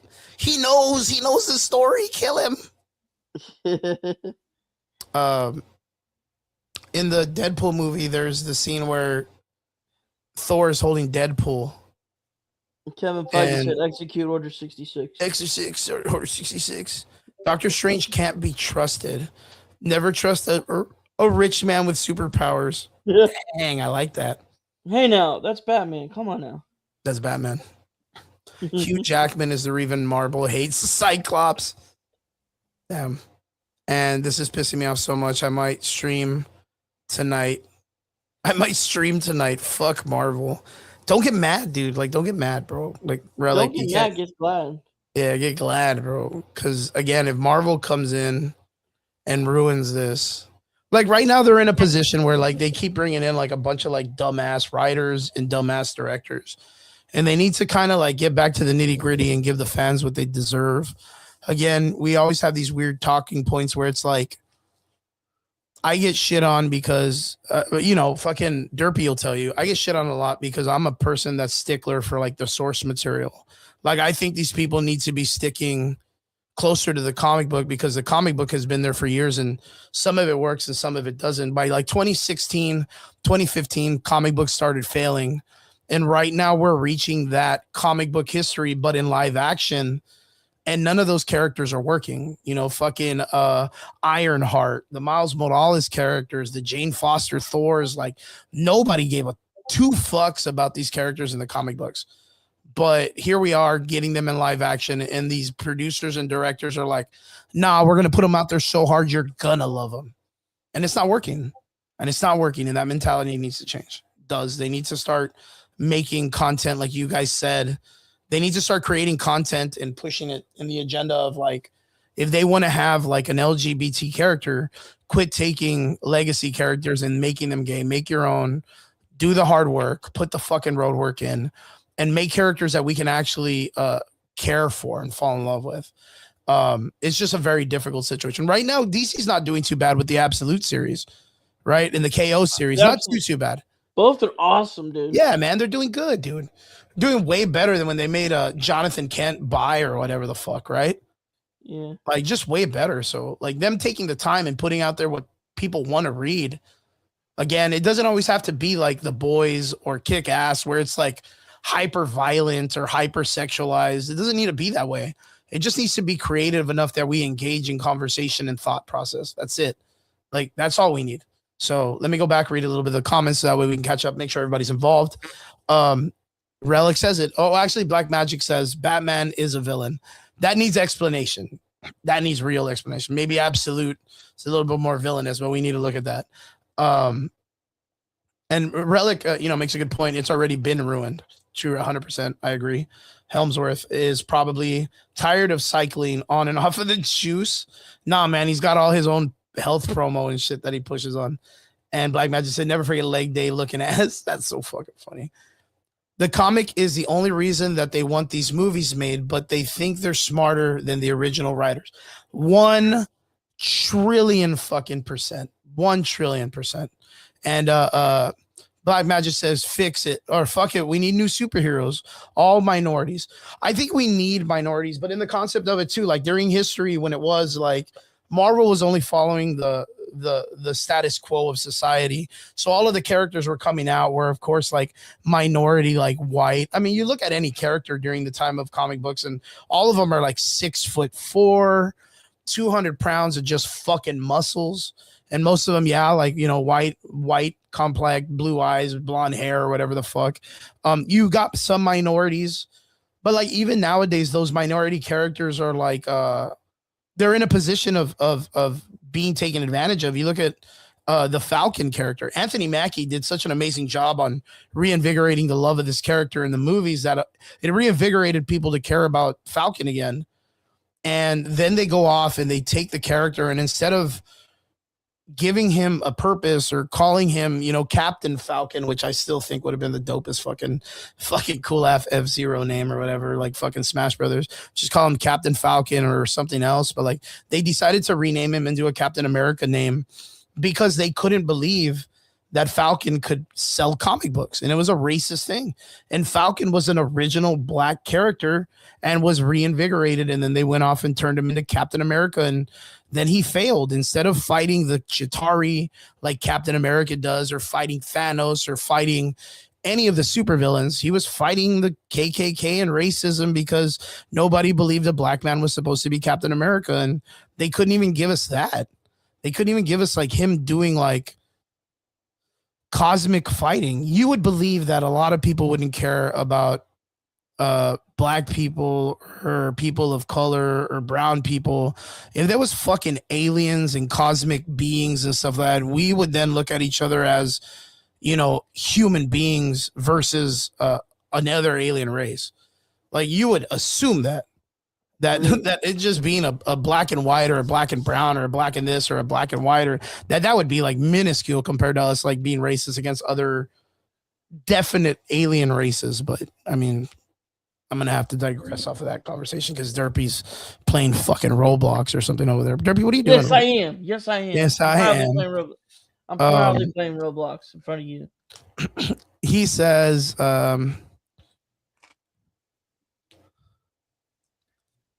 Relic, you mean you want to jump on the show? That'd be pretty cool, man. You let me know. I'll send Relic. You could totally jump on, man. Also, they didn't care about the race when written. Honestly, they focus on the story. Yeah.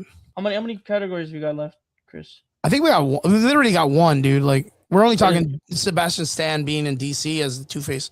Oh, can we get that out? Because I mean, then you could probably get him in here if he wants to go on. No. He said next time. We'll do it next time for sure. Yeah. Okay. Because I mean, I want to give him the time to talk because I mean, he seems like he's pretty like knowledgeable about it. Says, dude, next time you guys talking comics like this, let me know. I got so much to say right now. I'm dying here, bro. That would be so cool. Like, that's literally what we do on Fridays. We talk comics. And America, bro.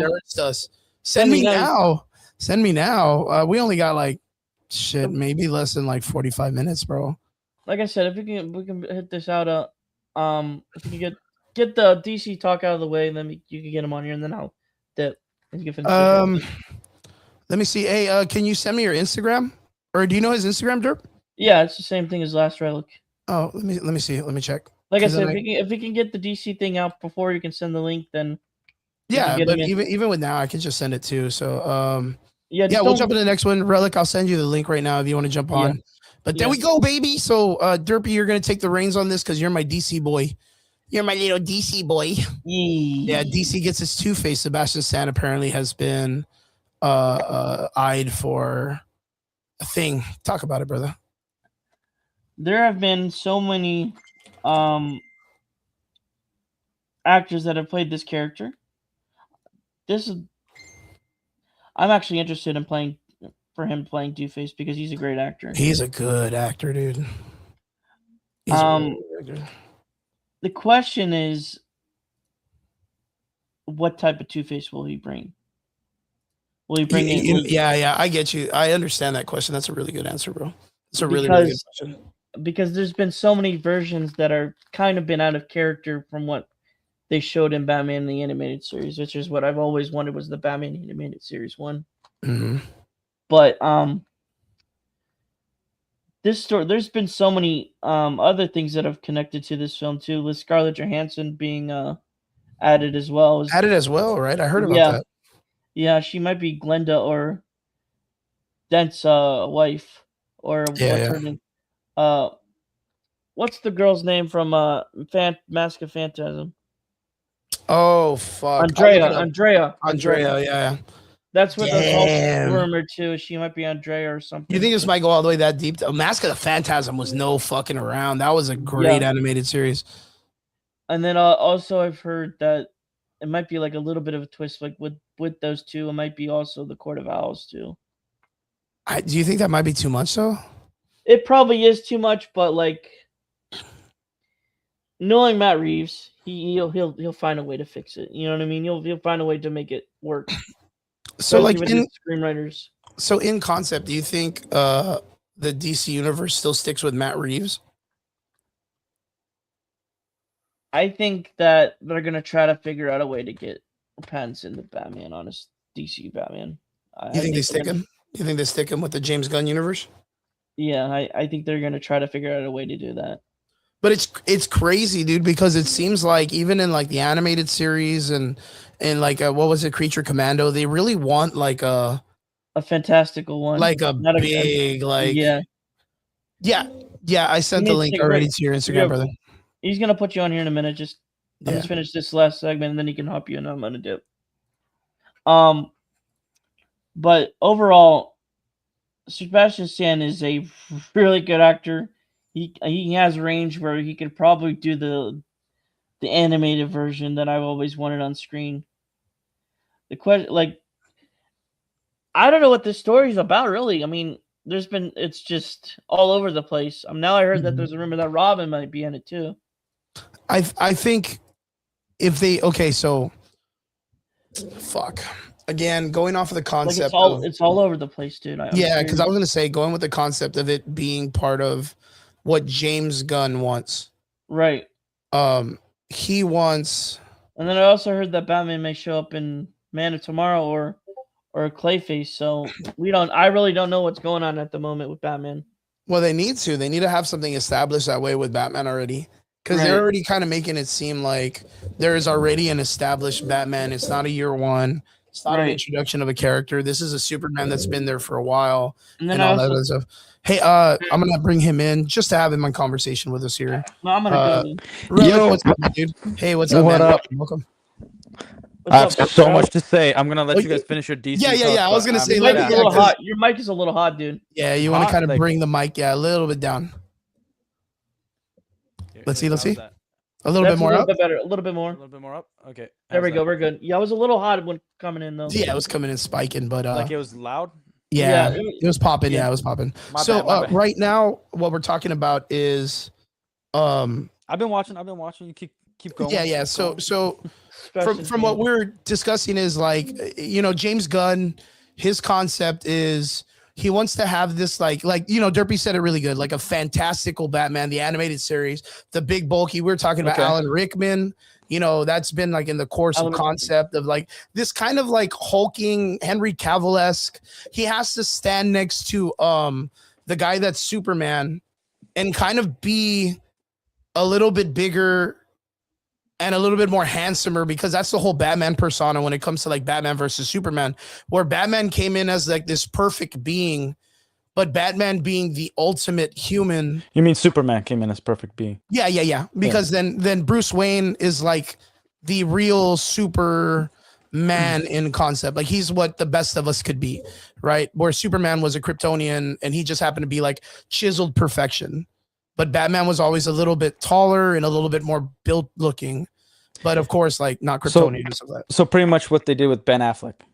Yeah, pretty much. Yeah, pretty much the same thing. 100 million%. Like, so the thing is, both of them see each other as that. Like Superman and Batman see each other as like the perfection of the human. perfect. And that's why they're like they become friends after being just like enemies to colleagues to coworkers to. Yeah, to like not envy, but like they kind of like they're proud of each other. Like they're proud of who they are as people and stuff. And they have compassion. They like see each other. Like look at him being an alien, and he went through all this, and then so good. Look at him losing his family, and he still chooses to be a hero. Like, yeah, it's like a great respect between both characters. That's what creates that dynamic, right? But like I don't see that with a Robert Pattinson and that other guy, because Robert Pattinson looks skinny as fuck compared to the other. Robert Pattinson, it would be maybe a good Robin. I don't know about Dick Grayson. He shouldn't be playing Batman. I think he's a little bit too like scrawny, right? So like the only reason Rickman I'm excited for Batman 2 is because of the Penguin series, not even because of the first movie. That's the only reason I would want to watch Batman 2. For like, are you talking about like the Matt Reeves? Yeah. See, and that's because like I want to see like a Mr. Freeze story of like the way he did the Penguin series was. You didn't like Arnold Schwarzenegger as Mr. Freeze? Oh, dude, he's the best, bro. With all the corny ass one-liners, the whole escape plan in that movie was go up and then come straight down. Like they didn't even have like an escape plan or whatever. I hate when people talk during a movie. Yeah. Well, Derpy was gonna bounce out. What happened? Where's the sound? Yeah. Huh? What happened? I can't. He's got to go do some stuff. So he was like, "Oh, can you hear me or no? What's going on? I can't hear you. What the heck? Let me see. Like, Let me see. Let me Derpy see. got out, and I can't hear nothing. Oh, I wonder if. Hold on. Hold on. I wonder if. Let me get Derpy back. We text Derpy. Hold on. Hold on. Derp, come back. I don't know what the sound went. Come back. Come back. So let's see. Let's see. Edit name and heading. Echo microphone. Echo cancellation. Hello. Hello. Hello. Can you hear me? Hello. Hello. Hello. I still can't. I don't like. Can you hear me? I can't hear you. I can hear you. They can hear us both good in the. Like, I can't hear Chris anymore. Yeah. I wonder if it's.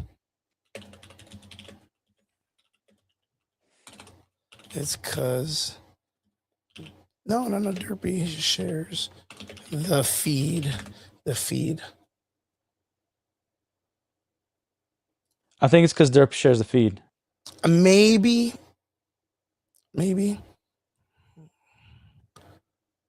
Let me see. Jump out and jump back in. Let me see.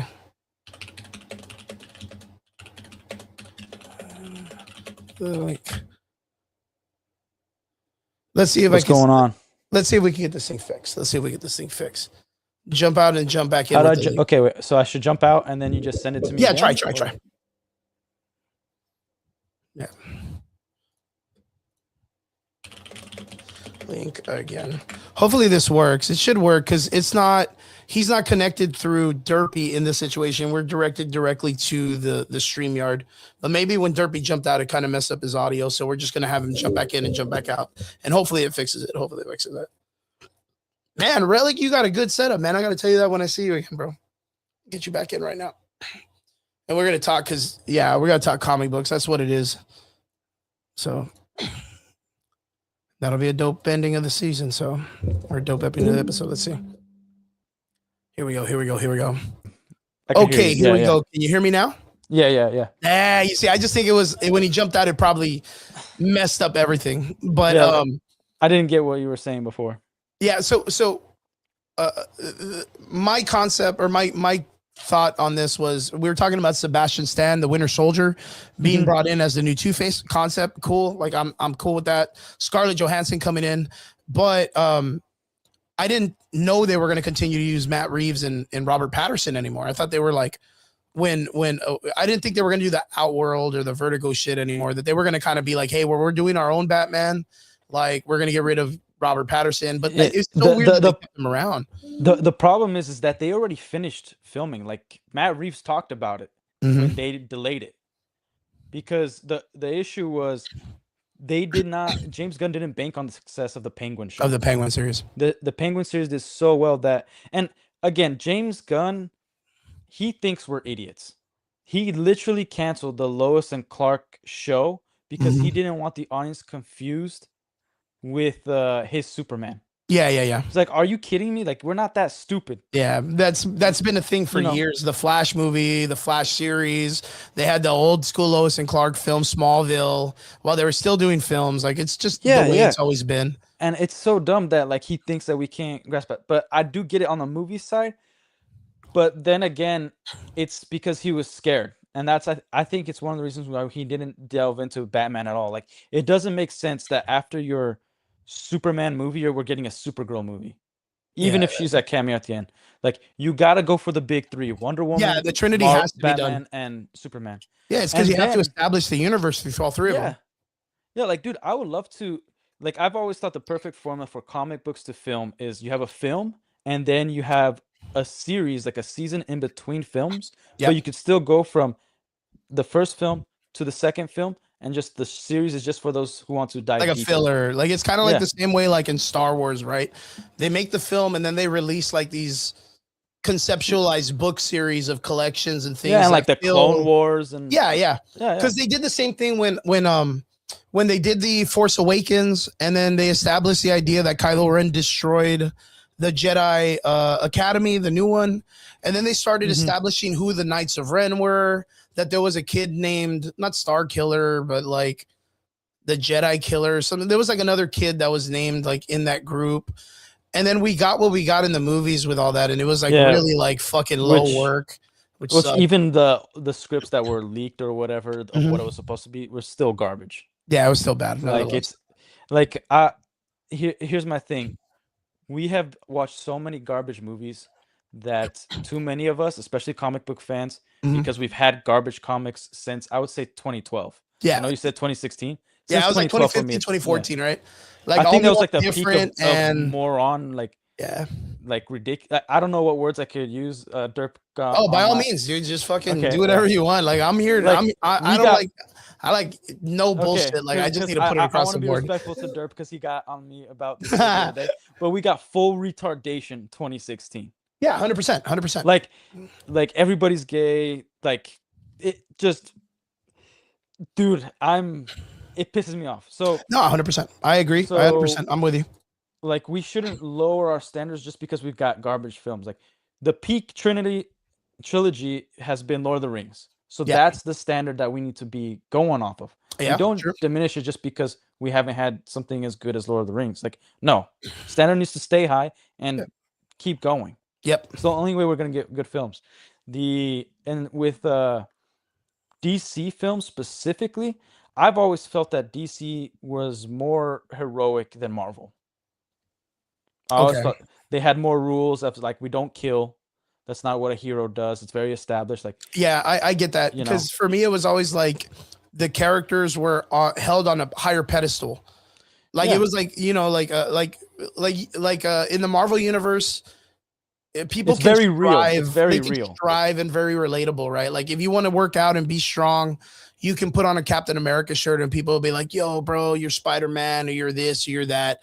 But like if you put on a Batman shirt and tell people you're Batman, there'll be motherfuckers that'll be like, Like what "Nah, the bro, not even freak, close, dude? bro. You're broke, bro. You're broke. Like you can't even do that." And then you're Yeah. like, "Nah, man, I got money." And they're like, "Nah, but you don't know how to fight.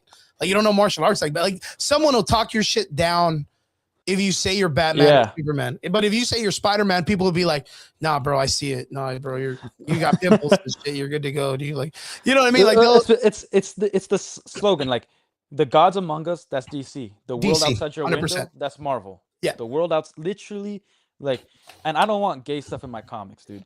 I Or, don't. or I like don't. even if they do it, it's got to be written in class. Like it No, can't be like like just like shoved in like there. Drax's daughter. Mhm. Yeah, like Mm. that made sense. Yeah, Moondragon or whatever her name is, Moon yeah. something, right? Yeah, yeah, something like that. Like it made sense because they established it that way. Yeah, Like so you were saying before, not to jump from DC and Marvel, but just Yeah. comics in general. Yeah. Like Iceman. yeah. No, I was Sorry. talking about the racist bullcrap of like not having Falcon as his own character. and Yeah, whatnot. straight. Like the only issue with that is there were other comics coming out Mhm. that were a black lead. Like, we had Dr. Voodoo. Yeah. You know what I mean? Who wasn't even a primary character. He's more of a Yeah, support character, Well, right? let's face it, Wolverine was never a primary character. 100%. Iron Man was a C-list character, wasn't even B-list. Like people, like I knew about Iron Man, but I knew nobody who was a huge fan of Iron Man comics. Yeah. Everybody just knew he was an alcoholic and no one gave a shit about his rogue gallery. Yeah. I mean, Iron Man's rogue gallery kind of sucks if you think about it. No one talks about that. Like it does suck, but I think he has like really like I've always loved the Mandarin. I've always thought that was sick. Yeah, like like the Mandarin is kind of like this Saturday morning cartoon villain. Like he's just cool to have because he's like, I'll foil your plans or whatever the fuck. Well, right? yeah, not like there was a lot of it was like comic books had that trend of like not serious, it's comic-y, Mhm. That's why we have that like Christopher Reeve talked about it when he got the role of Superman. People were like, that's embarrassing. Don't do that. Like the comic books did have this like kid-like Ostracized element, look, yeah, but like for instance, Defenders have I think it's objective. It's always Defenders have always been better than the Avengers. Okay. Like the team build, you got the Hulk, you got Doctor Strange. Mhm. Like I've always hated like I love the Ultimate Alliance video games because they weren't called the Avengers. It was just the Ultimate Alliance. Yeah. I've always hated when there's a team, an established team, and they just keep adding to that team. Like, oh, you're just an Avenger now. Like, and Marvel's known for teams. Spider-Man was with the Fantastic Five. The web Avengers, what is it? The Web Warriors? Web Warriors. Yeah. The X-Men, there was teams already established. So I've always felt like, and sorry, like I'm trying to jump back. There's so many things in my mind. Like Wanda should be dead. The way they've written Wanda, she's an idiot. Yeah, she's trash. Kang She's too, man. trash. Kang's trash Dude, too. Hawkeye or Punisher we could have gotten a 2-minute film. Sniper, take Wanda Boom, out. done That's out. it. Yeah. Boom, done. And like all the lines, it's so ridiculous. Like she's a psychopath. And in the comics, even the animated series, like she is unhinged. Yep. She is crazy. And I love that, and I love that about her character. Like it's so cool. Like I always thought that was a good writing point, that like this person can be told by someone else, oh man, that would happen if pigs fly. And then she thinks about pigs flying, and then pigs are really flying because she cannot discern her magic from reality. Yeah, and having Magneto as your dad, dude. Yeah, dude, having this like fucking weird that's gonna go crazy. Yeah, Dick fucking Tater, like just fucking wild man of just action. Yeah, like it's cool. Like I liked what they did with the X-Men First Class run of movies where Quicksilver's a good guy. Like he's just kind of lost in the world, you know. Yeah, he kind of fucked off and did his own thing, right? Yeah, because it was like, you know what, like I don't want all that heat. Like I literally saved all you X-Men out of your mansion after being blown up, and you know I got to meet my dad. He ain't never gonna know me. Yeah, he didn't want to conform to being part of like a team. He just wanted to do his own shit, right? Yeah, and like that could be. And here's the thing with DC, it was very well known that anti-villains or villains have a hero arc and kind of became heroes later on.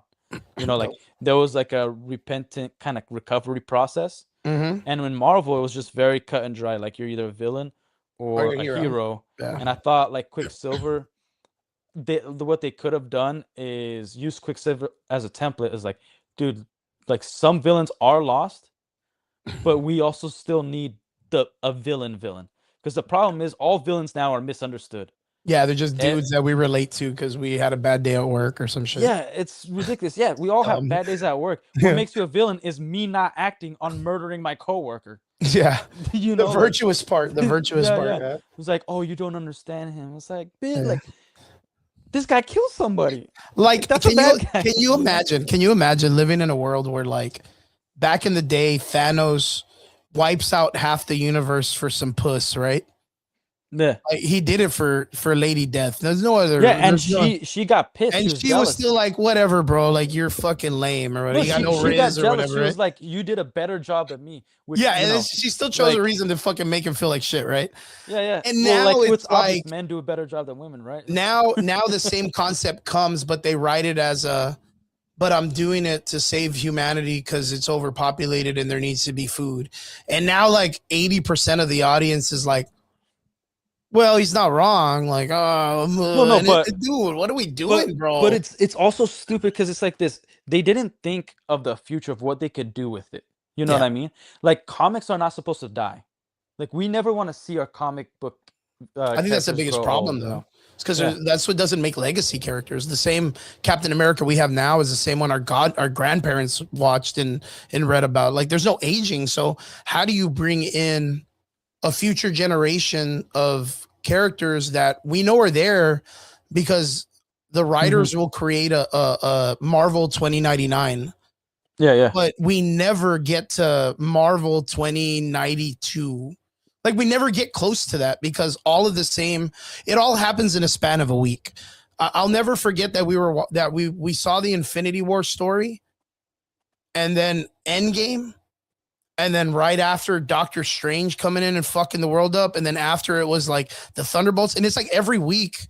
Well, you forgot Spider-Man. And then the Eternals with like the giant Celestials yanking fuckers out of parks. Like what does humanity do when all of this shit happens like every week? Like just kill yourself, dude. Like you can't go have a normal job. Like, you know, fuck it. How do you go buy bread? And then this fucking Sentry guy shows up and starts wiping everybody out. Into Fallout. It's just the worst. Like just fucking bury yourself in a hole. Like, just don't go outside no more, dude. Like just DoorDash all week and stay inside.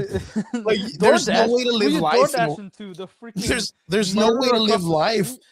There's no way to live life in a world like that when you cannot have like regular days of living and then an unfortunate event happen several months from now or maybe a year from now or something.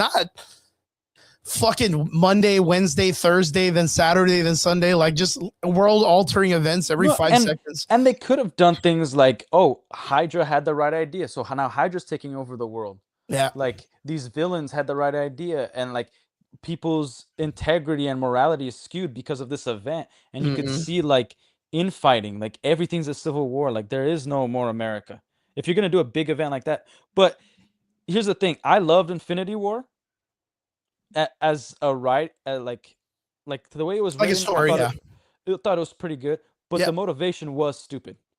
There was a little too many jokes. Here's the thing: if you could cut the resources in half, you can also double the resources.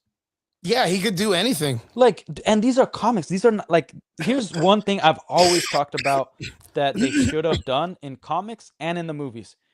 If Thanos is gonna go this route, instead of conforming to Lady Death, instead of like his concern for the universe, what if he doubles the resources, but in turn he doesn't do it right? He combines 2 universes together, so there's 2 Earths and there's 2 planets of everything, but now they can't coexist, so they're melting in. Like in the comic book Crisis of Infinite Earths, Barry Allen dies, but Wally West, it's a great plot line. Wally West absorbs all his memories, right?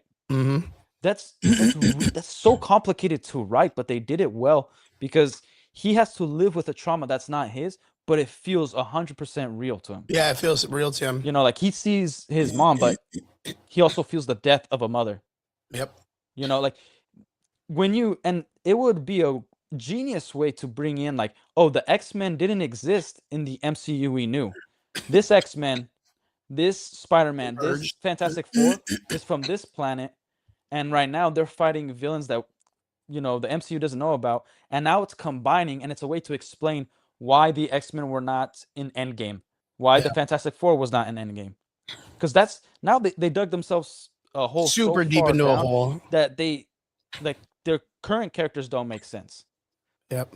And it's all based off ideology. They didn't look at legacy characters. They didn't care about it. Like Robert Downey Jr. was their desperate plea of bringing fans back because he's not a good cast for Doctor Doom. Not at all. He isn't. I hate it. Like, and I was like, fine, Robert Downey Jr. is a good actor, but then I got pissed. He did a post on Instagram. He was reading a comic book, and it showed Doom on the cover, and he's like, "Oh, I'm doing homework for my character." Dude, I freaking rioted. I'm like, that comic book, anybody who's read that comic book, Doom is only on the cover as an art. As an art piece. He's not in the comic book at all. At all. And it's like, LeBron James like opening a book and he's always on the first page. I'm like, this fool doesn't read. It's really crazy because like mentioning all the concepts of like the Robert Downey Jr. and being Doom and all this stuff, like I hated the fact that they recasted Robert Downey Jr. as a Doom character, and it made me even more angry on how many people were like, "Oh yeah, let me justify it because there is a comic book that Doom takes his body and I'm like, bro, what does that matter? Because Doom's not even established. Like, why? Who is Doom? Yeah, and Doom is a bigger character than all the villains. Than all of these characters. Like he is like a really great villain character in the Marvel landscape, like across the Marvel landscape. The guy's like probably top 5, top 3 villains across comic book history. Way better than Kang. He's always debated to be number 1. He's always been debated to be number 1. Like I tried to explain this to a friend of mine who doesn't read comics. I'm like, I'm gonna tell you something that you probably they won't comprehend. Thanos is like not even top 10 of villains in the Marvel universe. And then they made Galactus like nothing, like great look, great, like, but that was not Galactus, man. He is a deep threat. Like even like let's go back to the Ultimate Alliance video game. Yeah, the end of Ultimate Alliance, Doom is defeated, but there's a cutscene of Galactus like preparing himself to go eat Earth. Yeah, and that was way more threatening, than this whole fucking movie involved. Yeah. Like I was, the Fantastic Four movie was a fucking joke to me, dude. Like. Even them trying to add him in, it felt like it felt shoehorned in like the Captain Marvel movie. Like for them to shoehorn her in because they needed her to be important in Infinity War and Endgame, right? So like they were like, oh well, we're gonna do Secret Wars, which is like one of the biggest I guess like Crisis Infinite like stories in the Marvel universe. But you have to we establish need things. There's like they already screwed that up with Owen Reese, man. no There is the no fucking Molecule Man. no Molecule Man. They No also Miles. no Miles. They also screwed it up with not having what's the freaking creatures that form? The Beyonders. You're talking about the In-Betweeners. You're talking about No, the ones that could fake like the body or whatever, the green guys. the Kree. Yeah, the Kree. Yeah. They've already screwed that up. Yeah. You know, like The the Kree and TVA, the, even in the comics, nobody cared about the The TVA. Scrolls. Yeah, the Yeah, Kree and the that's Scrolls. that's the scrolls. That's what I was talking about. Yeah, the Kree and the Scrolls. And The whole empire nobody- of the Scrolls got fucked up because of that other Dude, movie. dude. Yeah, and like going like I want to talk about the TVA real quick. I don't Kill mean it, to- bro. Like I like that you're able to just like let it all out. I'm Dude, here like, for this, dude. This is what I'm yeah. here for. This is what my body's ready. Give it to me. Yeah, so the TVA obviously has been it's the dumbest and gayest concept Dumb. that's I ever hate it. existed. Like even if you go back to the Loki show, it should never have happened. Nope. I Not thought the only Loki show was okay, but it was not good. No, it wasn't good at all. What are you talking about, I man? thought it was cool because it Don't- was don't like, be- hey, don't we're be getting nice Tom right here. Hiddleston We're- still. Because I fucking hated the fact they just killed his ass off in the other movie. But like we still got Tom Hiddleston, which he's a great but then fucking again, Loki, right? Loki, they did a different Loki. Loki's not supposed to become good again. I like what they did, Yeah. but he's not supposed to have that redemption arc. Yeah, You know, that was if supposed you're to be going that off one source Loki. material, yeah. Yeah. Which I was okay with. I was like, all right, like the way the MCU did, like obviously the MCU has done some things that did better in the comics, like Vulture. You know, Vulture, like they gave him a good backstory. He uses technology. In the comics, they didn't know science at all. The North and South nothing. Pole thing, and that's how he got his powers. And because of his cancer, like It was it was lame. insane, dude. Yeah, it was like They're like, "Hey, who is believing this?" yeah. It's like somebody got high and like try to write like Vulture. Sony. Yeah, Sony. Yeah. Sony. So Sony. yeah. Craven story. Jesus Christ. So the TVA, okay. First of all, it was a time sensitivity cop. Who in their right mind is gonna send like the fattest police officer to take care of, I don't know, a 1,500-year-old god who almost destroyed a planet, let alone is working for the guy who they know is trying to destroy the universe? That's insane. And Loki, he would be super alert. He just got his butt kicked by the Avengers. This is 2012 Loki. You think he's gonna stick around Loki, to listen to some human who's beneath him? And he's already got his butt kicked by other humans. So he's gonna be on high alert. It's like, I don't know who you are, but I'm out of here. Boom. I got the Tesseract. I got what I needed. And I need to go report to my boss because there's some things that are coming. And I'm out of here. So we're not messing with this no more. I need to do more. Like he needs to do some recon. Yep. Like this is a guy with 1,500 years of experience of not only understanding war, peacetime, but being conniving, like being in the shadows. Yep. Living in an omnipresent world that he Yeah. not only sees the past, present, and future, and he still gets surprised by stupid shit. Yeah, and it's dude, like I've always been pissed off that Thor is always looking for himself. Like he needs to find himself. Like, dude, if you haven't figured life out after 1,500 years, it's time to put a double barrel in the back of your throat. Yeah, and dude, let just it rip. stop. Like this, but this it's not. is done, It's just. you know? It's again. It's just the way that they write these characters. Like a lot of people. It's the same problem they have with like the Ironheart series, right? Yeah.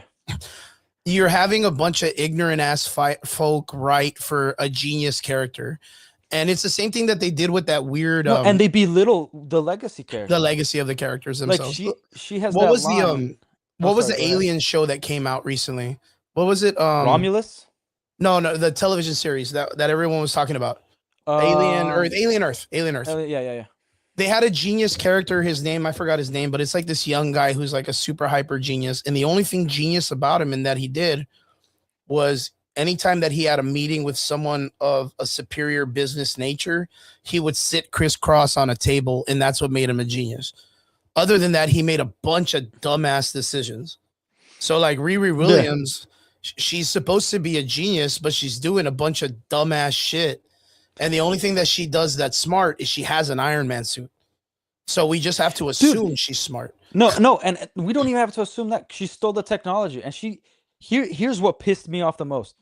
And there was a great meme that somebody put together using only Marvel stuff, Yeah. where she's like, "You think Tony Stark could have built the Iron Man suit if he wasn't a billionaire?" And then it cuts to Obadiah Stane. He's like, "Tony Stark built this in a cave. It was a yeah. box of scraps." Everything was a fucking meme that she talked What about. It the was so freak are you ridiculous, dude. talking about? And here's the other thing. It's here's something that nobody really talks about. Disney doesn't believe black people can have an original character. They are the true racist. 100%. That's why they give sloppy seconds to the diverse group. Yeah. You know, like I agree. I 100% agree. like I've read comics in Portuguese and English and Spanish, right? Like I'm from Brazil originally, Awesome. and I'm here in the US. We didn't care about that crap, and we called it out. In Brazil. Here it's like nobody like talks about it. It's almost taboo. But back in the day, like my dad's not a comic book fan. He knows Namor is the first Marvel character. He knows Superman's supposed to have the S in the trunks. You know what I mean? Like he knows this stuff because it was part of culture. It was beyond just your comic nerdy book. kid reading a comic book. It's embedded in our cultural DNA. Yeah, like it like comics is American culture. When people say like Americans don't have culture, that it's comic books. It's providing hope through a medium that's nonlinear storytelling. Yeah, that 100%. It's getting you out of reality, understanding that there is beauty. Like to quote Samwise Gamgee, there is good in this world, and it's worth fighting for. 100%. That's American culture, right? You know, and speaking about it, I'm a big Blue Marvel fan. Like, oh yeah, I think he's one of the greatest black characters in Marvel history. Adam Brashear. And I thought they should have brought him in during the Wanda series, who would have been the quantum physicist that helped them escape. He was like a super strong character, but then again, he just followed the Superman format. And like for the current dynamic of society, I think he would be a great character for a black, like instead of like the Wonder Man series that's coming out, right? Like they take the Wonder Man series, they turn him from a white guy to a black guy, like. Again, they don't need to do the semantics anymore. There are characters that can fulfill these roles that have been in comic book history. Well, the thing is their focus, because their focus is trying to get diversity. Yep. Right? That should never be a focus. No. Because it's not a driving point. Like the point is connecting to personalities. The reason we don't connect with villains is because we don't want to be bad guys. Like nobody talks about race swapping a villain. Yeah, because their personality stays the same when they're race swapped. Yep. It's dumb, but like for instance, if you fit the role and then we know that the story's the focus, we're usually okay with it. Like look at Michael Clark Duncan with Daredevil, Kingpin. Yeah, Kingpin. Like he did a phenomenal job. He did a great job. You know, like that iteration, like, and he's intimidating. He's freaking massive. He's massive just on his own, bro. Like, dude, like freaking. Loved it, and it was like nobody really talked. Like Hollywood was so focused on the race thing, and we were just like, look, the movie was bad, but we still loved him as Kingpin, even though that's not comically accurate. Yep. You know, the focus on diversity is a problem because you know they're not putting storytelling first. Yeah, they're only doing it to meet a quota or fucking fill out an agenda or something. I watched a podcast with this actor, and he was an Asian actor, and he's like, the problem is they cast Asians to fill a role, and the role is just, we need an Asian guy. Yeah. But there's no backstory. Like, why is this guy Korean? How is he being Korean affect the story? What kind of personality traits, what kind of culture does he have that will allow him to get to this point instead of this point? We're just like, no, Asian guy, prop in. Yeah, boom, put him in. Like we see it with like Resident Evil 5. What do they do? There was too many black zombies in Africa, so they threw Asian zombies in there. Like, what the freak are we doing, man? How far are you swinging so people are not offended? Like, people are not offended, right? Offended is a personal thing, brother. Being offended, that's on you. That's your problem. Nobody else's but you. But isn't that like the purpose, though, right? Like you want to make, when you create something, a purpose for people to talk about. If you do like a wow factor, it works, right? That's like the Captain America Hail Hydra, right? Like right before that, I ask people all the time, I'm like, hey, look, when people say that and they're like, I thought it was a pretty cool storyline. at the time. Mm. And the reason why is because I tell people, well, what were they doing with Captain America before that? And no one can answer the question because it was fucking boring. It was vanilla. It was the normal shit that Captain America was just always doing. It Yeah. wasn't until that they changed the norm and gave him his ultimate like defiance of the character that it made national news. Like they took a chance. They took a chance on the character. I totally like taking a chance, but it still gotta make sense, right? Like Yeah, of course. The problem is they're always resting on their laurels. Like I remember, I forgot who was talking about it. It was one of the original creators of transferring Captain to Hydra.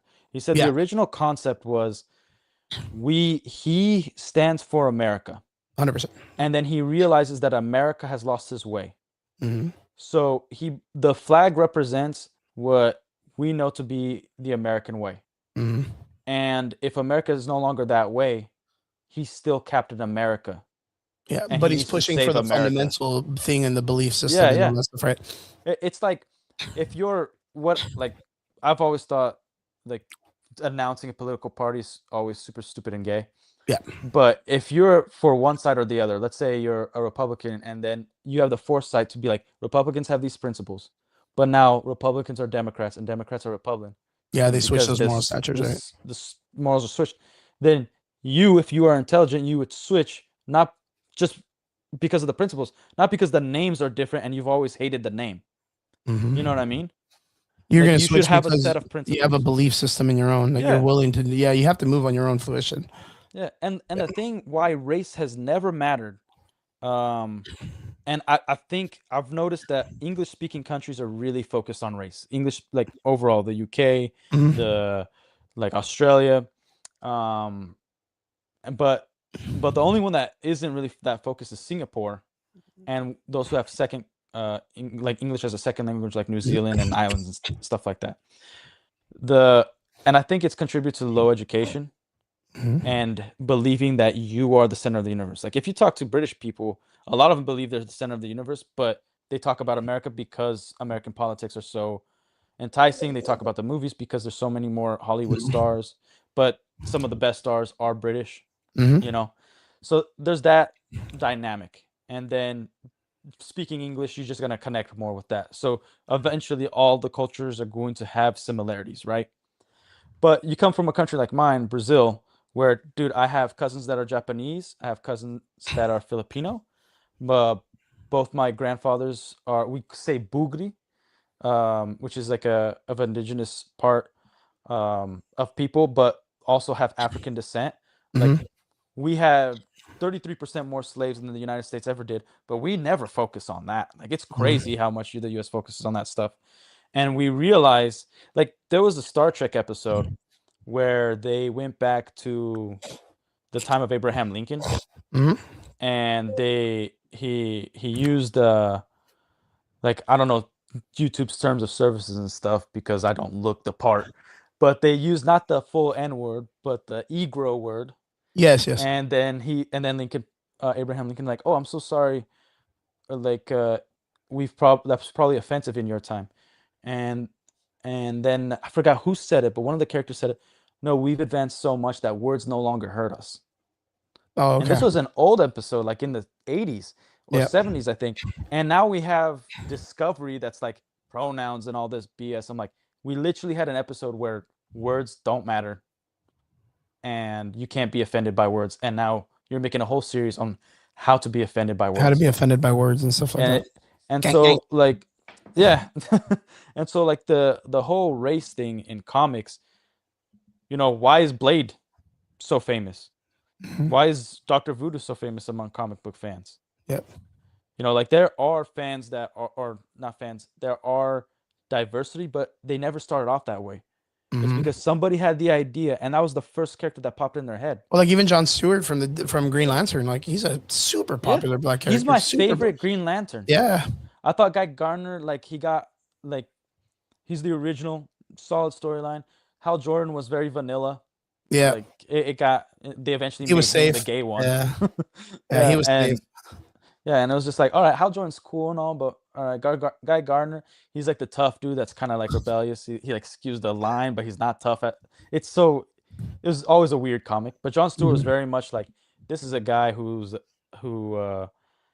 is like military like. He Yep. is also very not Very, stoic, but I would say he stoic. That was literally the he's word I was gonna so say. Yeah, yeah, he's stoic, but he like shows so much empathy, especially and towards compassion. Yeah, he's children very compassionate. and like yeah, he's super compassionate. So like it's because I'm thinking Batman, I'm like that's stoic, and then Yeah. the comparison is always when you're talking about DC, it's like it's hard for me to use Well, certain even words like and even imagine. with Yeah. John's right, the Martian Manhunter. He as Mm. a character when he shapeshifts into being a human, he always chooses like an African American character to kind of like shapeshifts into. Mhm. Like even though he comes from a culture that like he doesn't want to be ostracized or found out upon or whatever, he chooses the black character to come to, which is I think a very strong stance on how he feels that like that culture is the more empathetic culture in the Yeah, DC. yeah.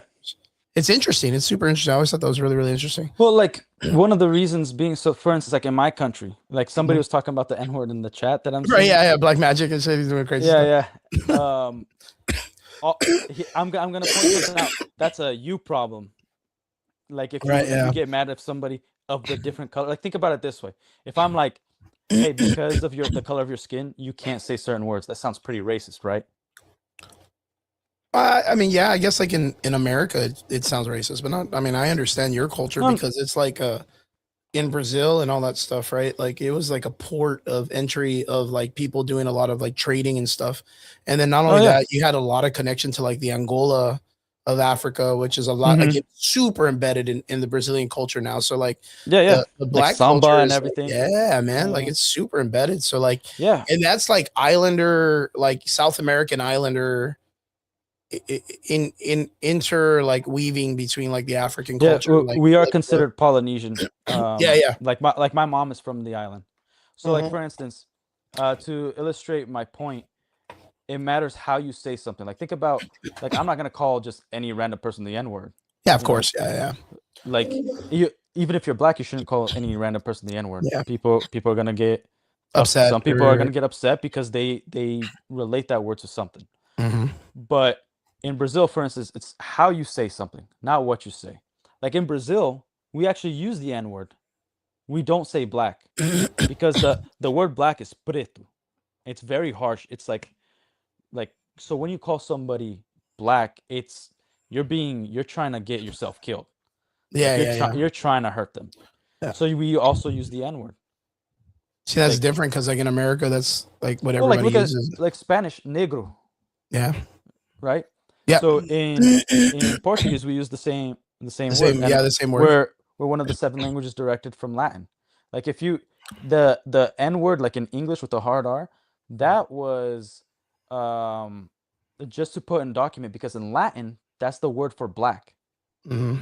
and it's because of lack of education when the British went back to England Mhm. and they saw that these slaves were on the document as that, they started saying that because the original um, offensive word was boy, because a Boy. man is not a human. Man has rights. So if I call Mhm. you a boy, you don't have rights. You're my slave. Yeah, So yeah, that's yeah. why boy, calling somebody a boy, was the way to diminish that person as less than somebody who had Who's rights, an less than adult? You're human. like a child. You're Yeah, immature. yeah, yeah, Like you're below the like the cognitive range of like making decisions for yourself and vice versa and stuff like that. yeah. So like the the dichotomy of that is just education. Like Yeah. if a word hurts your feelings, but like if you're not a good friend if you tell them like, hey, because you're using that word, I let my other friends use this Use word, and that word. not Yeah. even the N word, but whatever word you want to pick. Mhm. I let my other friends use this word, and because they're of the right look and color, that sounds pretty freaking terrible. Yeah, that's pretty But bad. you can't say that, even though I know your intention is coming from a place of warmth, a place Yeah, of course, of of understanding or caring and trying to like understanding. acceptance or whatnot. Yeah, and that translates when you have a mindset that you're not seeing color as in like a race way. Like you Mhm. could see it obviously, but as a writer, when that's not entering your mind, the story will come first. And Well, obviously you're gonna have a better life regardless, because you're going to develop like, hey, what kind of struggle, if I'm gonna write a black kid in, the high rises of Manhattan, he's not gonna face these certain things, so he's gonna act a certain way. If I write a black kid in the South Side and ghetto of Chicago, he's gonna act a certain way, and he's gonna has a certain vocabulary, So it's well, actually the it's even story's in the gonna come concept of first, like the life movements of people of different culture, right? Mhm. Like if like the way a Hispanic child is not going to be raised the same as like an Anglo child, right? Like yeah. the life is going to be completely different. So later on, when they're making choices, and the reason why they make choices, even in like the superhero stuff, it's Mhm. very different. That's why I've always been like, oh yeah, to me, like it's happened to me before. Black magic, like people have, they don't call me Brown Chris though, but yeah, I've been called Brown before. But uh, digressing, we're not getting too much into the conversation of like race and all that. Yeah, we'll keep it more We're only comic trying book, yeah. to get into the concept of it for like storytelling and writing, right? Yeah. Um, like you take a I don't know, like we're talking about like the Wonder Man situation that's going on right now, right? The character of Wonder Man was primarily a white guy, and now it's going to be the guy who played Black Manta from Aquaman. Yeah. It's that actor. But like to take the concept, so you would take that character that was the original Wonder Man. I can't even remember the guy's name, right? But Mhm. everything that he experienced in life growing up as a child, it's not going to be the same as an African American man growing up in the Yeah. United States. It's Like not going to be the same. it's not to ignore the fact of race, but it's to realize that if you wrote a story a certain way, and if you truly believe in storytelling, and this guy was originally white or originally black, Mhm. you're going to write it a certain way, and you're gonna Yeah, care of about course. that, I think right? that's important, man. Yeah, it's super important. It's not, especially being the world outside your window, it's not gonna delve deep into that. But like for instance, in Teen Titans, there's an episode where Starfire, Mhm. we've become so explicit that we forgot that we are actually intelligent beings. I'll give a MC, or not MC, an X-Men example, and DC example. Okay. Starfire, she was fighting against, no, she saved this guy who like hates her race, right? Yeah. And she's still like, he still hates her, and looks down on her race, right? And Cyborg was right there, and they didn't touch on color, on you know racism at all. They were very, very subtle in saying like, some people are never going to accept you for who you are. They're only going to see like the past and things like that and whatever, Yeah. right? And so it's like, we like, we're getting what we need to get from it without it being explicit, so therefore everybody can relate. Yeah. Everybody could take it. In X-Men X2, the scene where he comes out to his parents, Iceman, it acts very much as like a gay man back in the 90s Yeah. coming Yeah. out Yeah. Coming out to his to family his and stuff. family. And it makes sense because it will allow people who don't go through that struggle To to see it. understand, wow, like, how difficult would it be to have a kid that's a mutant? Because in the Mhm. media, what you see mutants as they're dangerous, they might be psychotic because of what we've seen in the past, right? That's what the government portrays. That's what's always portrayed in the media, yeah? And Mhm. so Iceman's parents, they're not bad people, but they they're thinking that Iceman is a certain way and not their kid. But And they're that he could be like reconciling with fixed, that. right? Yeah. Because Yeah, there's but even they're that part where they're like, "Oh, can we fix him or whatever the fuck?" Like, I don't remember yeah, that. Or can we yeah, take it yeah. It away was or like whatever? this problem, and like Wolverine was like, problem, like it's Yeah, not yeah, problems type thing, and unfortunately, because his brother calls the cops, because his brother is scared. It's a yeah. Of dumb course, move, but he's a teenager. He's dumb. He's scared. And then what happens is, like, the one of the cops other come X-Men, and all that stuff. Yeah. well, he proves their fear. Yeah. He's like, I'm one of those dangerous mutants. Then lights everything on fire. They shoot Wolverine in the head, and he still gets up. Like, that's crazy, man. Yeah. Like, that's when, like, for instance, I fight. It's not my job. I do it for fun. I do jujitsu, and Same. Purple people. belt. Oh yeah, hell yeah. Yeah, So yeah. so you know what it's like. So especially when a big guy comes in, and then you not manhandle them, right? Because you're gonna be courteous when it's their first day and whatnot. But when they you could see the realization of like, oh my gosh, I am completely helpless. I'm out of my comfort And zone. I outweighed this guy by 50, maybe 100 pounds. And he's still rolling him, yeah. Yeah, and you're still like putting him to sleep, getting him in locks, but that stuff's happening. And that's the kind of fear that people are going to have when they realize that they can't control that person. Not even the people they believe, the government, the police, they can't control that person either. You know what I mean? So that was like a real fear, and that was portrayed very nicely through storytelling and acting. They didn't. And that movie, an X-Men movie, right? Was Yeah, that the second one? It was the second one, right? The second one. And Yeah, the yeah. third, if I could give a third example, Return Yeah. of the Jedi, right? When Luke goes into Jabba's palace, or even before that, we see strippers, we see people freaking making deals, we see killers, we see a hookah, we see drugs, we see all that, but it's still a kid's film. Why? Because they're not explaining it to you. This is a slut. This is drugs. This is like the environment says a place where villains lie. The environment tells us the story. We don't need explicit dialogue. You know what I mean? So when we're focused on storytelling, we no longer actually need to be like so in the face with it. All we need to do is care about the story and making sure that everyone can understand this, but not catering to anybody, because we connect to personalities. We don't connect to color. That's why we have friends that are all diverse. Of course. That's why, like, when you're look at a character, you should be inspired by that character. That's why you connect with them. Like, I started working out because I saw Dragon Ball Z. Do I think I relate to a cartoon? No. Like, yeah, I don't see myself as the cartoon. Yeah, it's like, I'm a Hulk fan. He's green, dude. Like, yeah. Like, it's just the idea on the stories and the rising to occasions, and them persevering and getting past and observing their goals. Black Magic, I want to just make sure, like, you understand, like, I don't think there's a part of us that think that we don't want black characters to be successful, or that we need them to stay in some type of like genre as they're put in right now.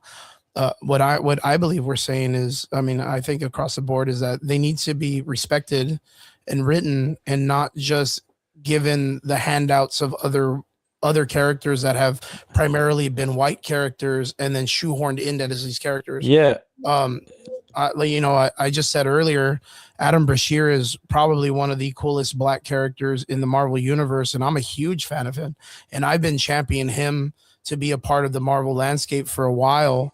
Marvel doesn't take the initiative to use a character like that, when right now in the current dynamics, I think an African American during the time of like John F. Kennedy, like the 60s, maybe Nixon, roughly around that time, saves the president from like a giant asteroid, or I forgot what it was. It was a crazy story.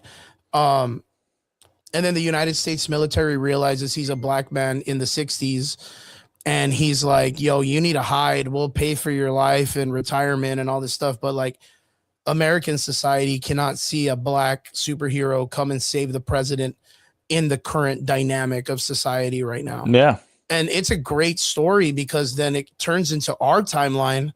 Anti-Man, Antimatter Man, or the villain shows up, and he has to come back and save the Avengers, because they can't do anything against Anti-Man.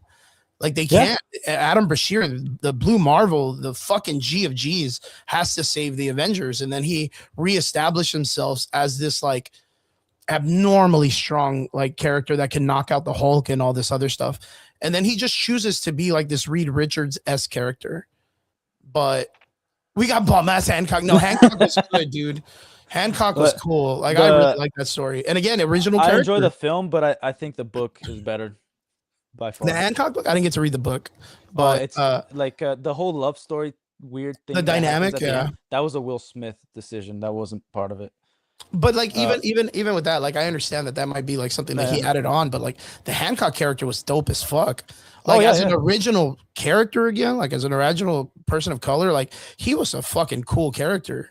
And then for it Yeah. not to be like a well-established comic book or a book nonetheless, and then make it right to film and it still be like a hyper cool film, like that's Marvel is struggling with that right now. Yeah, so that's where comics used to be. It used to be writing original characters. Like Marvel hasn't written an original character In in such a long time. I think it's been like 25 years.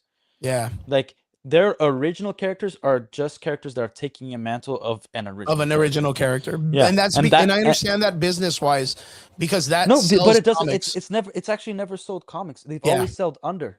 Oh yeah. No. That's straight. And that's like again, I was talking to a Derpy about this. Like Miles Morales became popular after the Spider-Verse series, right? The movie. Yeah. And he's not even in the Spider-Verse comic books when it came to like the Mordoon characters and all of those guys, right? Yeah, I've not always even in thought no, he's nowhere. Yeah, he's like he's not even a character in that his shit. own comic, and that's it. But Like- they've never been able to put Miles in a specific series that works. Well, here's the because funny you thing. still have Spider-Man. Yeah, here's the funny thing. Marvel has always stolen from DC. We know that. Yeah. That not every character, but quite a bit. Like I love Reed Richards, but Elastic Man, Elastic Man. come on. Well, not only that, Mr. Terrific, dude. Yeah. Yeah, Mr. Terrific is like the Fantastic Four, Reed And Richards. it's like I think what they could have done is a hybrid of the Bat family to Miles Morales. Not have a bunch of different Spider-Man, but Miles Morales would be like a Robin, but that Peter Parker, maybe he self-indulged as an adult, showing around the lab of wherever he's working with, maybe Dr. Connors, whatever. I usually gravitate towards the Spectacular and Amazing Spider-Man comics, and then bring him in as just like a kid on a scholarship, or like how they did in the book where he toured Oscorp and then got bitten by one of the spiders. Where now, because Peter Parker was kind of like trying to show off, he even more powerful spider because Miles Morales can go invisible. He can. Dude, he's got a fucking whole roster of powers. Yeah. But like it should be psychologically damaging where there should be a handicap where Peter's actually worried about him. And then he has to kind of go in and teach him how to control his powers. And then help him become like his sidekick superhero, kind of like Robin. And give him a different name that has nothing to do with Spider-Man, but is like the spider. Like I'm not saying like Arachnaman or something like that. Like the tarantula or something. It's just like there's nothing that catches, dude. Yeah, but like no, his own character. Not somebody who's trying to replace another character. Like there was a phase in my life where I only read Luke Cage and Iron Fist comics. Like those were the only comics I read because two of my favorite Heroes for Hire, dude. Yeah, Heroes for Hire. Two of my favorite movies was Meteor Man and Undercover Brother. And no, that's all right. Yeah, that kind of like that correlates right there. Yeah, and Undercover Brother, I always wanted the fro. I was like, as a kid, I'm like I cried to my mom because I couldn't grow an afro. That's funny. And and the funny thing is, I had friends that could grow an afro, like, and it was super, super nice, and from Brazil, right? And they were all. And here's another little tidbit going a little bit to the race thing. Back 30 years ago, there was a huge divorce rate in Brazil, because everybody thought their wives were cheating.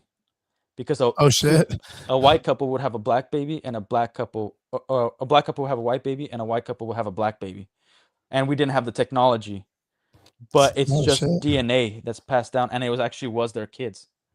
Yeah. But it was just because of like DNA and the genetics and stuff, right? Yeah, like my wife didn't believe me until like I introduced her to a friend of mine where like everybody's black but him, he's white, and he's the one with the most features that look like his parents, but he's got a full fro, dude. Full fro, that's crazy. Yeah, and like that's just a normal thing. And I think that's living like that is one of the reasons why race was never a big like thing. It's an issue to those who are racist. Like if you meet real racists, It's not just people who use words. They use they hyper focus on that stuff, right? No, they use violence, man. Yeah. Like when the first time I ever got stabbed was when I was a kid here in the US. And no. real racists, like they focus on your blood. They don't focus on just your color. They're like, you don't have the pure white or pure black or whatever. Like all races have races, you know. And if you're looking for it, you'll find it. So like in Brazil, there's a lot of Germans in Brazil that are, you know, Well, from the very Argentinian pro-Nazi, situation, yeah. right? Like that was the Argentinian thing for like the idea that a lot of like the Nazi German Hitler people like went off to Argentina in a submarine. Yeah, and the funny thing, I thought it was weird that like America only found that out in the 2000s. Like all of Brazil, everybody's been talking about it because they were out in the open. Like I know people who have this. Brazil's a violent place, bro. Well, Black like, magic, Brazil is a violent place. It depends on when you go. Yeah, like where city Pavila and what place you're going to. I've always felt more in danger here because in Brazil, a violent person looks violent. Here, a businessman could be the evil guy. You know, like thugs look like thugs in Brazil. It's changing a little bit, but here, the guy in a business suit could be a thug. You know what I mean? Yeah. So like, I've always had that paranoia of like, I don't know who to trust because the look doesn't match. Yeah, I get that. So like in terms of like the Luke Cage and like the Luke Cage comics, I saw the cover in a local comic book shop of mine that I wish it still existed, but it got shot up. It was the Luke Cage was standing like this with his classic fro and the yellow collar up. Yeah. You know, with the chain and the glasses. I'm like, oh, dude, that's sick. And he had the crown. And so, and when, say what you want about the show, I love that they did that throwback in the show where like he escapes the prison. Oh yeah, and he's wearing like the Power Man outfit, yeah, right? Yeah. And he had that metal thing from the experiment. From the experiment. Like I totally get trying to make it look more modern, you know, going back to the yellow shirt, him hanging around, just a t-shirt. And I'm cool with that.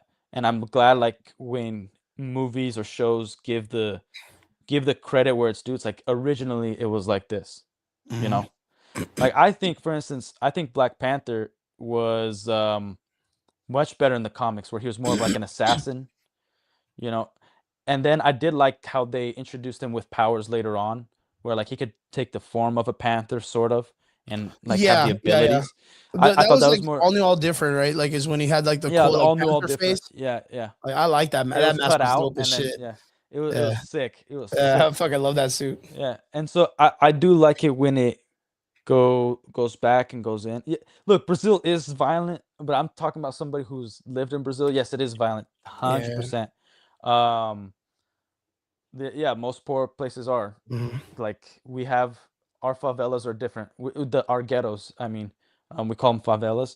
They're not owned by the government. They're owned by the drug lords. Yeah. They even have to like for police officers and military, like for them to go into that area, they have to like ask permission to like they need permission. The drug dealers like to get into that area for any type of like fuckery. Like it's been pretty bad, man. There's a story people don't hear much about, but in Brazil it's very famous that if you go to Rio, I have some friends that are in Rio, and Arnold Schwarzenegger was there filming, right? Him and the whole crew got robbed. And like at gunpoint, and then one of them recognized Arnold Schwarzenegger, like, "Are you the Terminator?"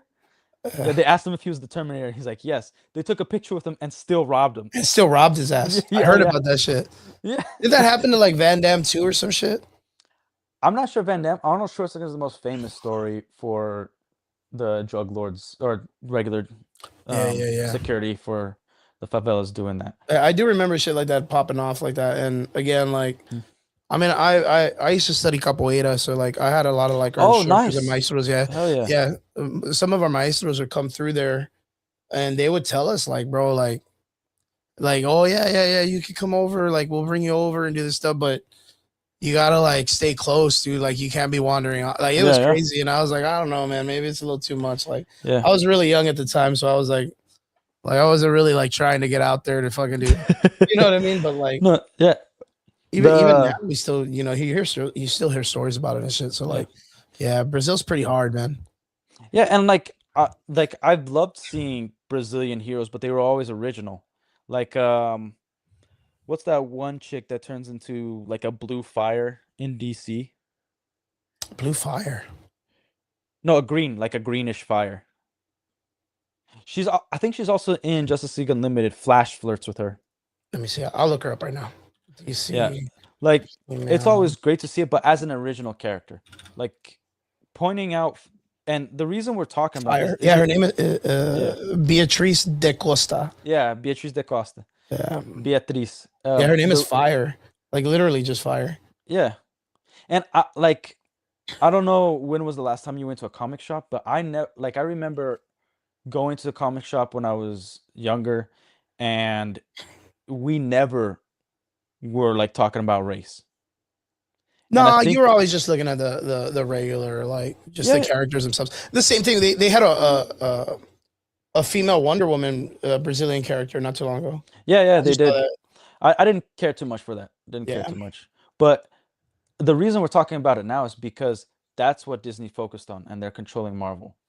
And that's the whole reason I bring these arguments up, because like when do you decide you're gonna get over all this stuff and focus on the bad guys? You know what I mean?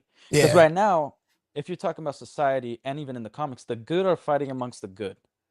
We're just Mhm. fighting, like that's what I see all the time. It's people, both sides believe they're good, and they're fighting like, no, it's cool to say this, it's not cool to say that. Like, Yeah, dude, yeah. you're both on the same side. Yeah, cultural indifferences. Yeah, like it's fine to have indifferences because we've moved away from the word tolerance. Now it's acceptance. Everybody has to accept. No, we don't have to accept anything. I don't have to accept your lifestyle. I can tolerate it. I can still think you're a good person. We can still go get a cup of coffee and disagree. Yeah, true that. That's True fine. That's fine. And that's comic books brought everybody together. So like you done jujitsu, you're doing jujitsu. Mhm. I love jujitsu because I feel like I'm on the comic book shop again, because it's mainly nerds. that. Yeah, So yeah, yeah. every type of group, and then like at the end, at least for me, at my gym, I might be switching gym soon, but at my old gym, like the talks at the end were always about movies and Yeah, comics. that's what I do a and lot with my students. yeah, I'm always trying to stay on the up and up when it comes to like current events and things like that in all nerd like possibilities. So Black not Like- Black Magic, chill, hold on. yeah, it's not that. It's full of No, it's the same. If you switch the roles, there's a difference between prejudice and racist. Prejudice is an assumption based off the person's look of what their intentions are. Racism is actually hate. So, and that's like I've studied English quite a bit. So if just to answer Black Magic, if you're saying that regardless of that person's intentions, that they are racist or bad for doing or saying something, even though you're not the arbiter of truth of culture and all that, you should, it's better for you to look inside and realize that we're all individuals. Whatever you want to believe, if you want to believe in God, we're all from the same God, and we should all look at our intentions and the desire to do good. That's it, to put it very simply. yeah. Because like for instance, if you're offended, let's say a white guy on the street says the N-word and you're offended by it, and they're singing it to a black guy, that's their friendship, that's their relationship. You don't have to feel better about it, but you got to realize that that's accepted over there, and that's fine. You can disagree, and that's also fine. Yeah, that's a good point. Like that it doesn't make somebody objectively bad or racist if they choose certain words that you deem bad. They're fine. You know what I mean? Like I think racist jokes are some of the funniest jokes on the planet. I think being racist is funny when it's genuinely just from the heart and joking around. That's a normal thing amongst dudes, amongst people. Like that's just it's pretty self-explanatory being friends with somebody on how you interact and just being genuine. You could tell when somebody says something racist and it's not genuine. They're trying to show off. they're trying to be whatever it is they're trying to be. But I still don't think they're bad people. I try to see everybody as a good person who may or may not make mistakes from time to time, and maybe they make such a big mistake they have to stay away. But I don't think they're bad because of that one thing.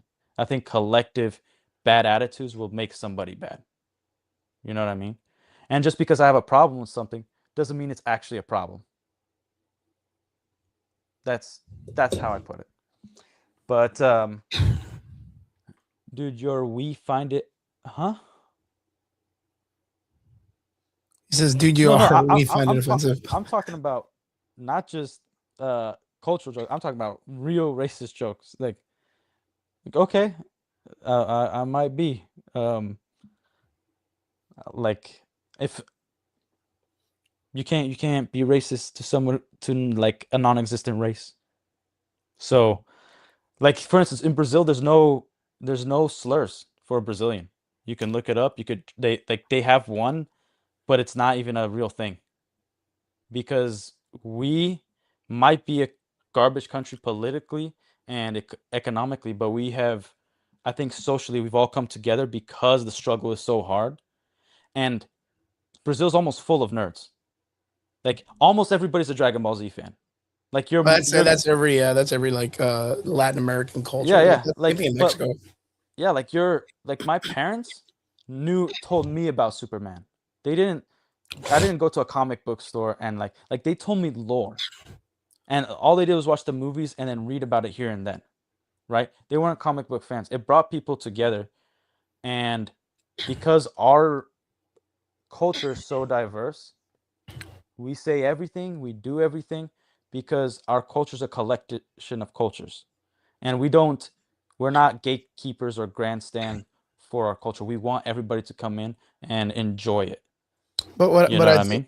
But Um, what I think Black Magic might be talking about is just the conceptual idea that like in our culture in the Americas, right? Like in America, like racism is a really big talking point and understanding. Other cultures may not see it as critical as we do. Mm. But especially right now in the current dynamic of society with us, like it's almost like it's very glass floor, very glass walls, very glass house as to like what you can get away with. So like I don't think it's anything against you, Relic. I know that you grew up in a different culture in Brazil. It's different. The melting pot of so many diverse people from all the different cultures like that are so common. Yeah. That it's almost awkward to think how Americans act, like the inner cities. Like because I where I live only like 20 minutes from the Mexican border. I live really, really close. I'm in South Texas, literally like right next to Reynosa and Monterrey and all these other places. So, you know, like immigration and like drugs and the cartels and all that stuff is not, it's something that's in my everyday nature where like right now, the inner cities that are becoming more populated by individuals of like the illegal immigration and stuff like that, they're having to deal with it now. And I've kind of dealt with this like our whole life. So like, I understand. That's racist. No one jokes about killing people. Wait, who talks about killing people? Yeah, we're not. What? I don't think we're talking about that. Yeah. No. I don't think we've even mentioned killing people. Yeah. I think we haven't really got. I don't think we've talked about that yet. ICE is taking Mexicans away and locking them away. Yeah. That's absolutely correct. That's what ICE does. Mm-hmm. Yeah, but we're not talking about any of that stuff. I don't even know why we're bringing this up. So because comic books is American culture, and Disney has been pushing these agendas, but they're also and also I'm living in Florida, so it's also a different culture here. Like Asian, white, black, they're all saying whatever they want to say, and everybody's usually cool with it, you know. And then, like from what I noticed, you go to pockets and you know things doesn't matter what you say, you might get shot. Yeah, of course. But for instance, when it comes to the immigration thing, like I've been deported in a different way, where we went through the process legally, and but your then visas expire, right? Huh? Your visas expire or whatnot? No. So at the time when we came here, I was a kid, and at the time, the immigration laws made more sense. It was right before 9/11. So if Okay. you got a visa, so my dad got a student visa. When you got a student visa, you got a social and a worker's permit to go along with Yep. it. And now, like, if you're a student visa, like, good luck living a life legally, because how are you gonna buy food and groceries? They won't allow you to work. You know what I Mhm. mean? Yeah. So we came here, and then when I was around 16, and we stayed here legally the entire time. But we sent my brother back because here, when you turn 18, you're no longer under the The work under visa your status. under your parents. Yeah, you have to be a legal adult, and then you got to file your own stuff, right? Yeah, and we were already 13 years in the process because we also had a lawyer. Like, we never planned to stay here, but our lawyer was like, "Hey, apply for the green card." Yeah. We applied, but she just took all our money and actually, funny enough, ran to Texas. Yeah. Like, she stole all our money and went to Texas. So we stayed in the process. We had to prove that we were doing the right thing, And it's pay expensive, bro. taxes. It's super expensive. It's stupid expensive, bro. What you guys got to Yeah. go through for all that shit. Yeah, and the immigration office was like, you have to go back to the Senate in Brazil, not here. You have to declare yourself in the Senate in Brazil. And we were already 13 years here. I already had a little sister that was born here, but she even had to go. But she's got part of the DACA program by that moment, or no? She was, but Yeah, she's but a it doesn't- minor. it Yeah, doesn't- it don't doesn't matter. You know? correlate, yeah. Like, and here's the thing: it's not just it's not the president that deals with this. It's Congress. If you Yeah. don't know how the Congress works, 416 people. That's who you got to focus if you want immigration laws to change, right? So we go, and they ask us a bunch of questions, but they just deny us. Like, you're officially deported. You're staying here.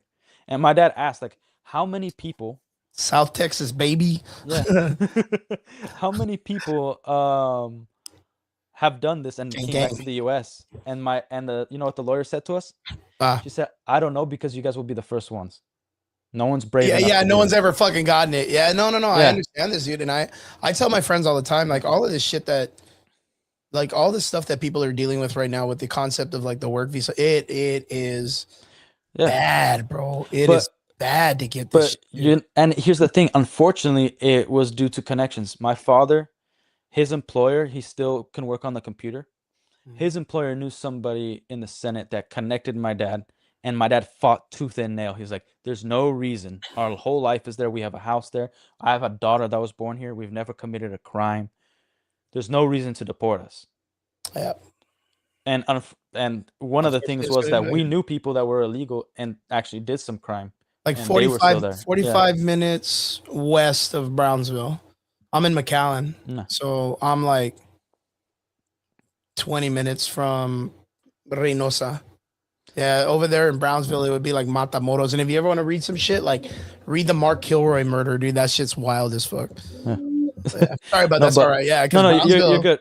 yeah, We were able Brownsville's to, over there where SpaceX is. Like, I don't know if you're familiar with, like, SpaceX and all that shit that talking about Elon Texas? Musk, right? Yeah, that's like right there, dude.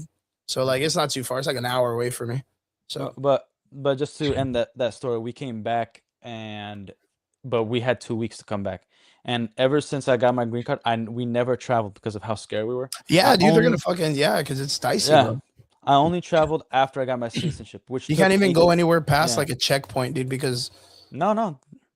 it's the Like, worst, bro. When I got married, we couldn't travel to Korea because my wife's Korean. Okay. We couldn't travel because one of the lawyers told us, even though she's in the student visa, as soon as you get married outside the country, because we wanted to have 2 weddings. Yeah. Not that we had the money, because we didn't, but it was like an idea, Yeah, right? yeah. It was a thought. It was a It thought. was a thought. Not a good Like, thought dude, because fucking dude, money, but I damn. was freaking like, I had a $400 apartment that had no bed, and I bought a like $20 couch. Simple and living, baby. Yeah, and it was great. Yeah, simple living. man. but the lawyer was like, she was giving us free advice. Like, "Hey, look, the thing is, they'll cancel the visa." And we had a friend that was in Korea, and the husband had to stay in the States while they worked it out, and it took like 2 to 3 years, and they were already married. And I only had the green card, so I couldn't pass any status to her. Yeah. And I got my citizenship. It took 18 years total to apply and get my citizenship. It's a lot. And now my wife officially became a citizen this past year. And it was like awesome. It has made life easier. Nice. But that's one of the things that I like. I love how they delved into comics because I think they got it right with the Old Man Logan story. Okay. How immigration works. You know, when there's the place that's separated by Magneto's and Doom, like the United States is split And the that Red way. Skull and all that stuff. Yeah, Right? yeah. Yeah, I remember. And so I like remember. there was like certain ways and certain Like laws. colonies and stuff like that. Yeah, Right? Like yeah. certain towns and cities. Yeah, yeah. It's very Fallout, dude. Yeah, it's also why I hated the Logan movie. Yeah, because it 'Cause didn't I'm even like- fucking touch base. They put him in my city, bro. He was practically in McAllen. Yeah, I was like, there's no Hawkeye. Hawkeye ain't Oh lying. man, dude, Like, there was you so many can't cool stories. The Hulk story, like dude, that was insane. that was nuts. But And there was so many things that they missed out on, man. I do understand it for the movie perspective because they would have to explain so much of why Bruce Banner's evil, Mhm. a beloved character amongst normies, They right? didn't even have the rights to use him. I think. They did. Did That's they why really? so back when it was all part of Universal and Paramount. So Okay. when they were creating X-Men, they were planning a combination universe like the Crossover, right? MCU. Yeah, crossovers. That's why like there's a blooper reel of somebody in the Sam Raimi Spider-Man, Spider-Man yeah. suit coming out, you know, and like, oh, Yeah, that was the wrong one. Cyclops guy, right?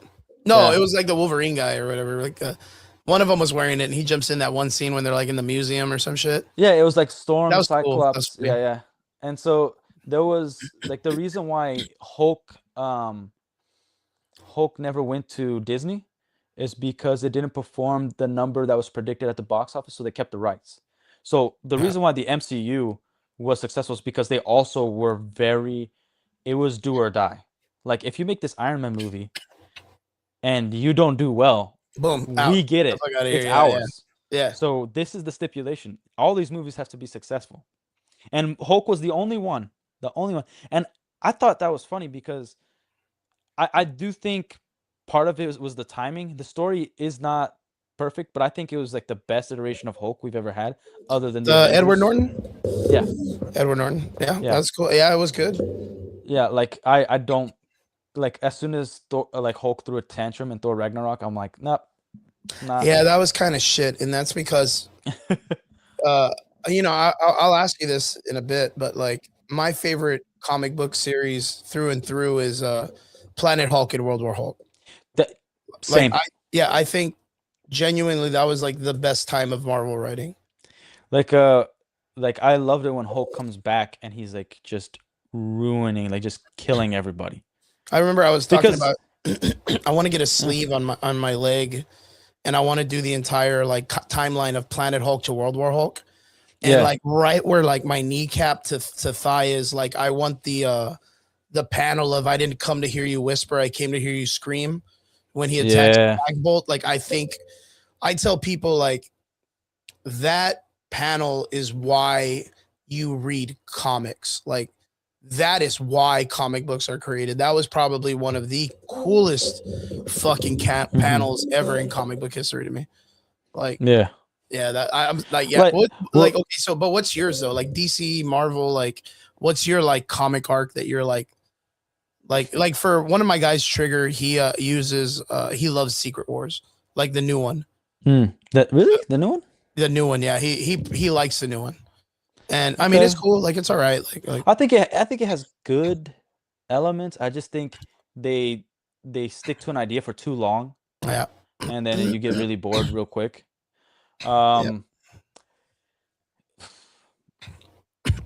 Like this goes contradictory. It's because I'm a very objective person in terms of writing. I Okay. think one of the greatest comic book series is the Kingdom Come series. okay, DC, yeah, that's DC, that's not a lie. Magnus Yeah. is a cool villain. Shazam and Superman at the end. You know, the Spectre with that old guy trying to figure out. Like, that's some fucking GS writing, and the art, Yeah. Alex Ross, dude. Like, Dude, that whole yeah. series is beautiful, dude. The only thing I don't like is that Wonder Woman kills. Well, but that's like across the board. That was her and Max Lord, Yeah. right? Like Yeah, that's Max what Lord. starts the whole like. I'm for stupid ass reasons, like dumb ass reasons. I'm a huge fan of Superboy Prime. Like the Really? stupidest fucking reasons. I'm a huge. I think Superboy Prime is a Superboy fucking Prime, dude. menace, dude. He is a fucking menace, and I tell people all the time, like if I understand when people are like, "Oh, Superman's my favorite, Batman's my favorite, Wonder Woman's my favorite, fucking Green Lantern's my favorite."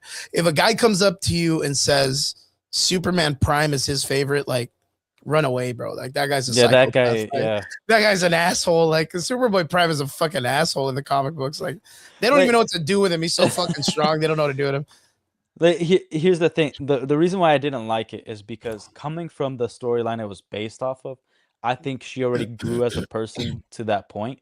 Yeah. Like I did like that. Like I love the Batman Beyond spinoff, but to me it's just a spinoff. It should not be canon. Okay. Because I don't. If I go to the series, right? I hated when Bruce Wayne didn't accept the Lazarus Pit all the way through.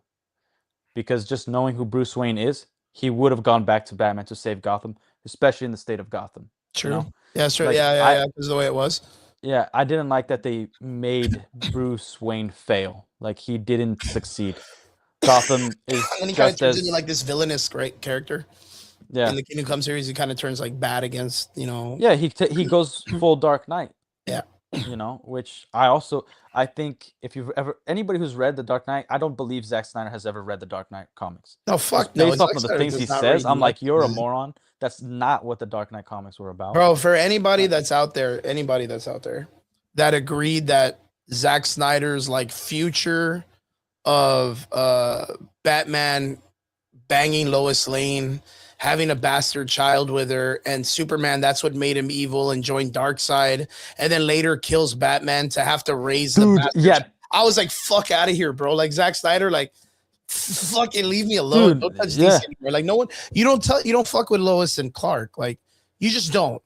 Like you don't do that. No, Especially with like Batman having Lois cheat on having him cheat with Batman with Bruce. Yeah, she against cheats. Clark. Like I'll give it this. Screw Amy Adams as Lois. I'm sorry. Yeah, I think she was the worst. she was one of the corny. Yeah, worst she was corny. choices. I don't think she was even corny. I just thought they made her too like it was too convenient how she discovered Superman, and it's a stupid film. Like he literally says at night it's below 40 degrees, you'll freeze to death in like 3 minutes, and then she just goes in her regular freaking regular jacket, fucking clothes. Yeah, and regular- Superman. It makes sense that he's able to get there because he's freaking Superman. Yeah.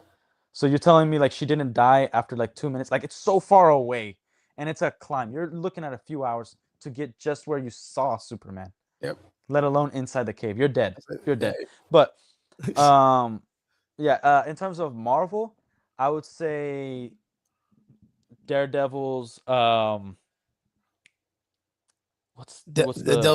Hell's Kitchen, the Devil of Hell Kitchen, or what's the writer's name? Mark Miller? Yeah, Frank Miller. Yeah, Frank Miller. Yeah. I was thinking of Mark Millar. Yeah. Frank Miller. Frank Miller's Daredevil run, I think it is phenomenal.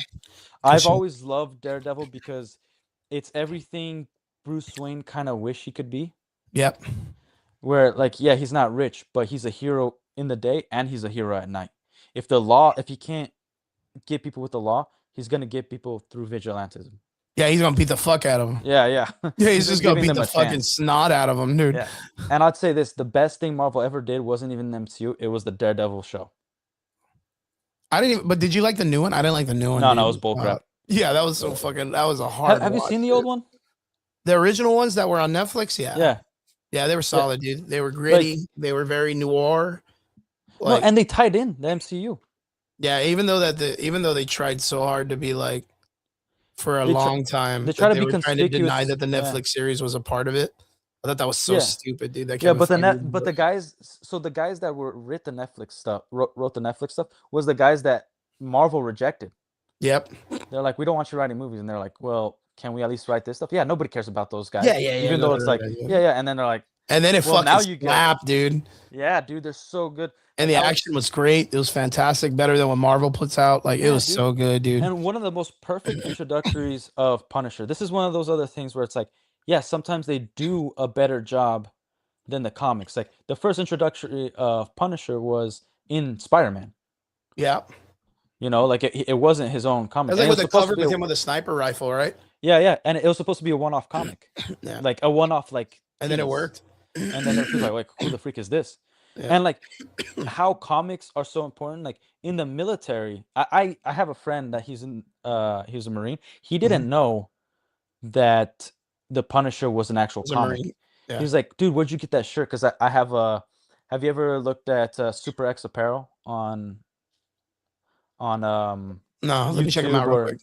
Super X Apparel, dude? So they do gi like no gi rash guards, but they Okay. have official licenses from Oh man, what the heck? That from looks Marvel nice. and Star Wars, dude. They're so nice. It's so nice, and they have the material so that it doesn't ride up when you roll. Yeah. It's Nice, dude. it's like the best rash guards I've worn. And the Spider-Man one's freaking awesome. The one that Anderson Silva's wearing. Yeah. Yeah. The Punisher one's sick. The Punisher ones are awesome. These Yeah, guys, right? Super X Apparel. Yeah.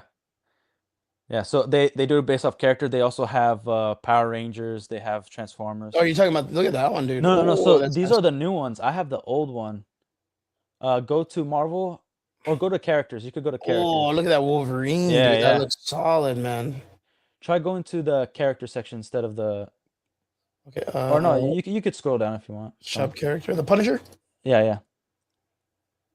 So Oh, that's damn, the dude. rash guard, the short sleeve. Yeah, that one right there. This So one, good, that's man. solid, Yeah. man. And I have the shorts. I have both long sleeve and no. What do I got? These- Oh, I have that shirt and those shorts right there. The two in the That's middle and the badass, upper. dude. Yeah, it's such a nice material. That looks And- fucking dope.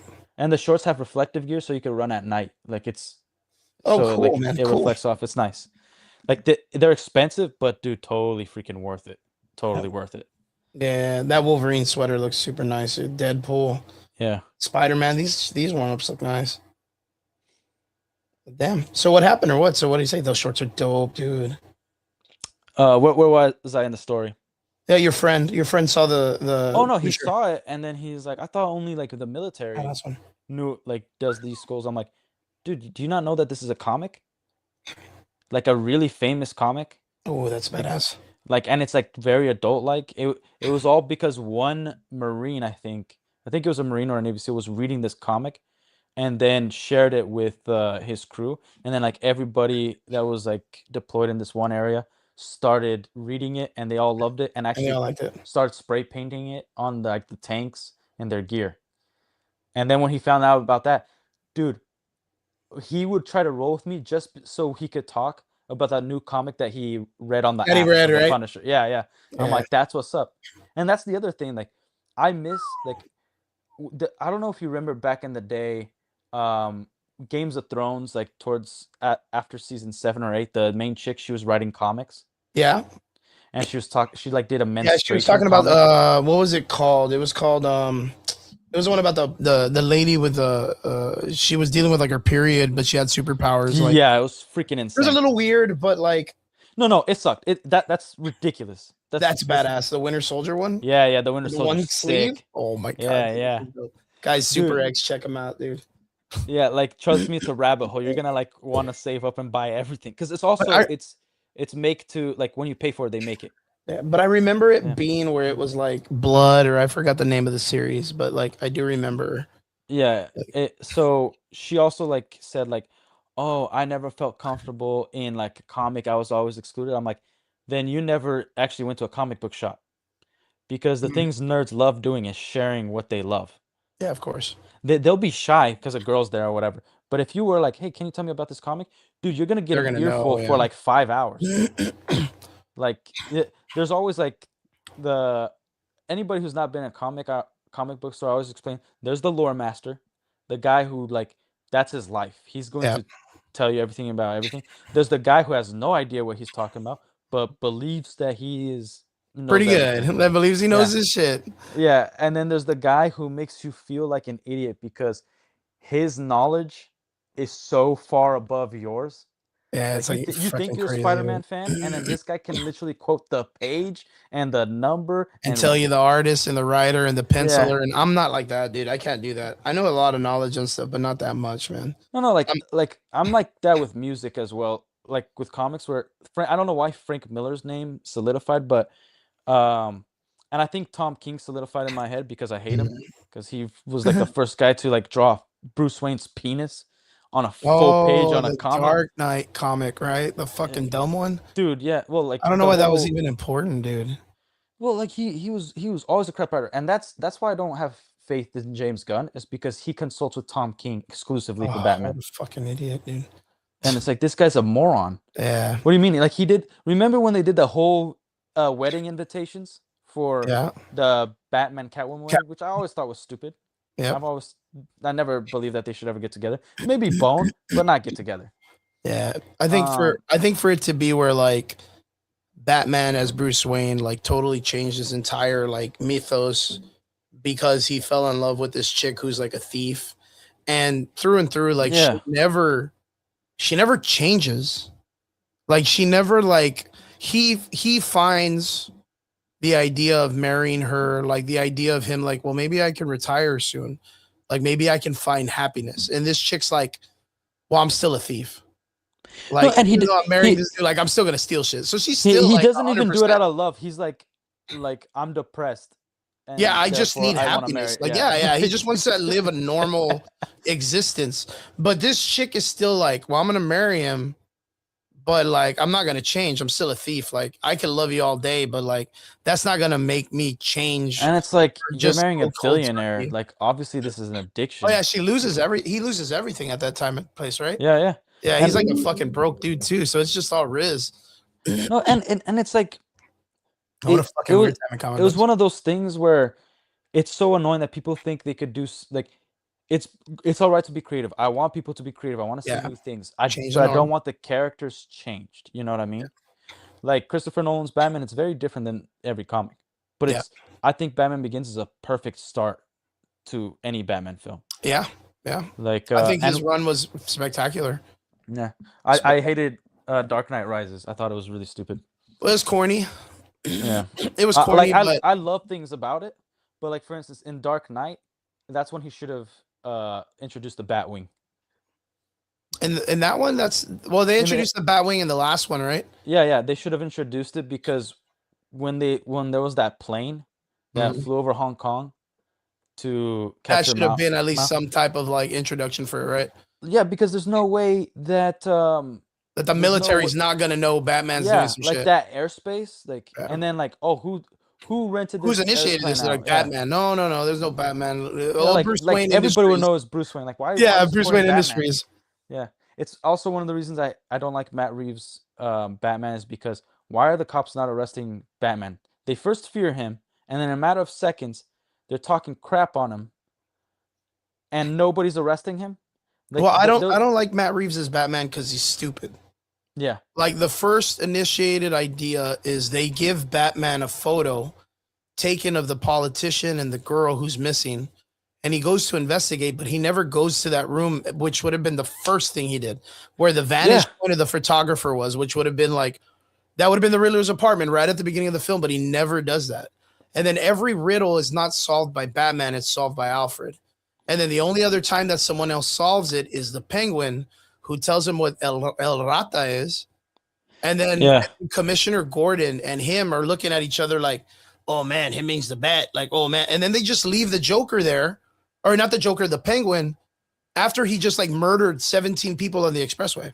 yeah, and like He he was a moron. He knocks on the front door where he knows that there's murderers. Yeah. He's Like just- Batman would have snuck in. Like there's literally a scene in The Dark Knight of Batman sneaking into a club and beating all the goons till he gets to the head boss.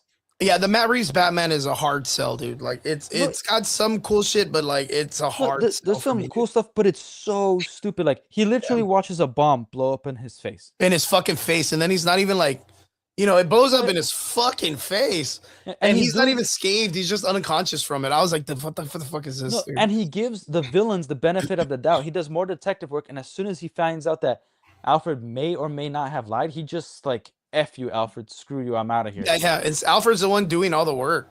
Like Yeah, he's and- the only one doing the work. And this is year 2 Batman, which Robin's supposed to be introduced in year 2. Yeah. And I think I talked to Derpy about this. Yeah. Um, The kid at the He- beginning with the half face paint is probably gonna be Robin. uh, Yeah. I know. I'm not excited about it either at all, dude. Yeah, like let's get the second movie out and then that's it. Let's kill that universe. We're done. Yeah. But like Matt Reeves, or Robert Pattinson's Batman, when he doesn't, what was my point? I was thinking about when he doesn't do any detective work for Alfred. Yeah. He doesn't do anything. He doesn't do anything. Yeah, he doesn't do Like- anything. Alfred literally solves so, everything. So this was my point. Me and Derpy were talking about like the year that he's in, where like it's ridiculous that in year 2 he's depleted all the resources. His company's going under. Yep. And he doesn't realize that he needs to put on a facade.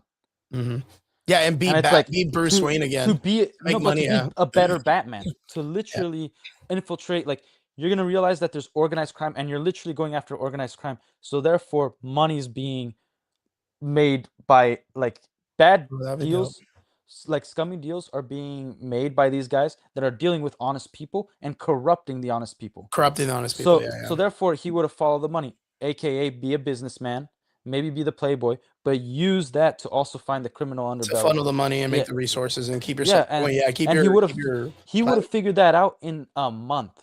yeah. It's kind of a He's like, it's oh, kind I of a can't hard just sell. be Batman. And Alfred would have not allowed him just to be Batman. Let's be honest. He would have been like literally, like this is one of the scenes that I think got a lot of backlash in The Dark Knight Rises, but I believe that he was correct. And he's like, I can't abide you destroying yourself. And then Alfred abandons Batman. True Like that, he- 100%. Yeah, like, I'm not a because- big I'm because not a he- big yeah. sell on the Matt Reeves Batman right now, and I hope that I really hope that they're not going to go through with the Robert Pattinson Batman as the new DCU. I really hope they don't. Yeah, but I don't think they will. I don't think James Gunn is when he said that Batman has been overdone and it's not like all his stories have been told. I was like, oh, this guy is a moron. Yeah. He doesn't even know. Like Yeah, if you you don't look even at know. it, all the major unsuccessful films of DC were people that were brought in from Marvel over to DC. Over to DC. Superman Returns was the Bryan Singer, writers of the X-Men, coming in to do DC. Failed. James Gunn failed. Zack Failed Snyder, and like Josh Whedon's Justice League failed. Zack Snyder, even though it was crap, like you have to look at it back in the day, he was the best choice. As crappy as it was, like he did The Watchmen, he did 300. His Yeah, he track did record- good. I mean, he's a good was good, cinematographer and yeah. director, but writer, he sucks. No, I like cinematographer. I think he indulges too much. I think he's like Ryan Johnson. I gotta be objective. Ryan Johnson, terrible for Star Wars, right? He created The Last Jedi, but he also created some of the best episodes of Breaking Bad. And But the Looper. thing- No. What was the other one? The one with Bruce Willis. What was that movie? Jumper? No, Looper. No, Looper. Yeah, and that was a good fucking movie, Yeah, man. but the thing is, he had like a co-director, like a partner. He had people ringing him in, and I always give the example of George Benefit of that. Lucas. You know, in Return of the Jedi, he had bad ideas for Return of the Jedi. Oh yeah. He wanted Luke to don the helmet and stuff, and people fought him. He's like, no, you have a good thing going. You're gonna screw this all up. Yeah. And then he kind of got his act together for the prequels, where he had a storyline, but his execution was terrible, and he was surrounded by yes men. Yep. No, but like if you look behind the scenes, it pisses you off even more because you're like, oh shoot, this isn't entirely his fault. He literally put out an idea, and everybody was like freaking sucking him sideways. You're so great. George, You're yeah, amazing, George, yeah. Like this is great. This is a lot of ideas we have to find. He never out." had any pushback.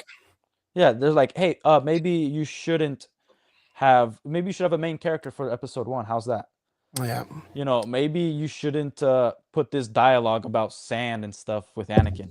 Yeah, You no know, like- shit, right? Or have the 15-year-old Padme fall in love with the 7-year-old Anakin either, right? Like, well, that wasn't. I don't think that was like actually prevalent. Well, 'Cause I mean, that think- was weird as fuck, though.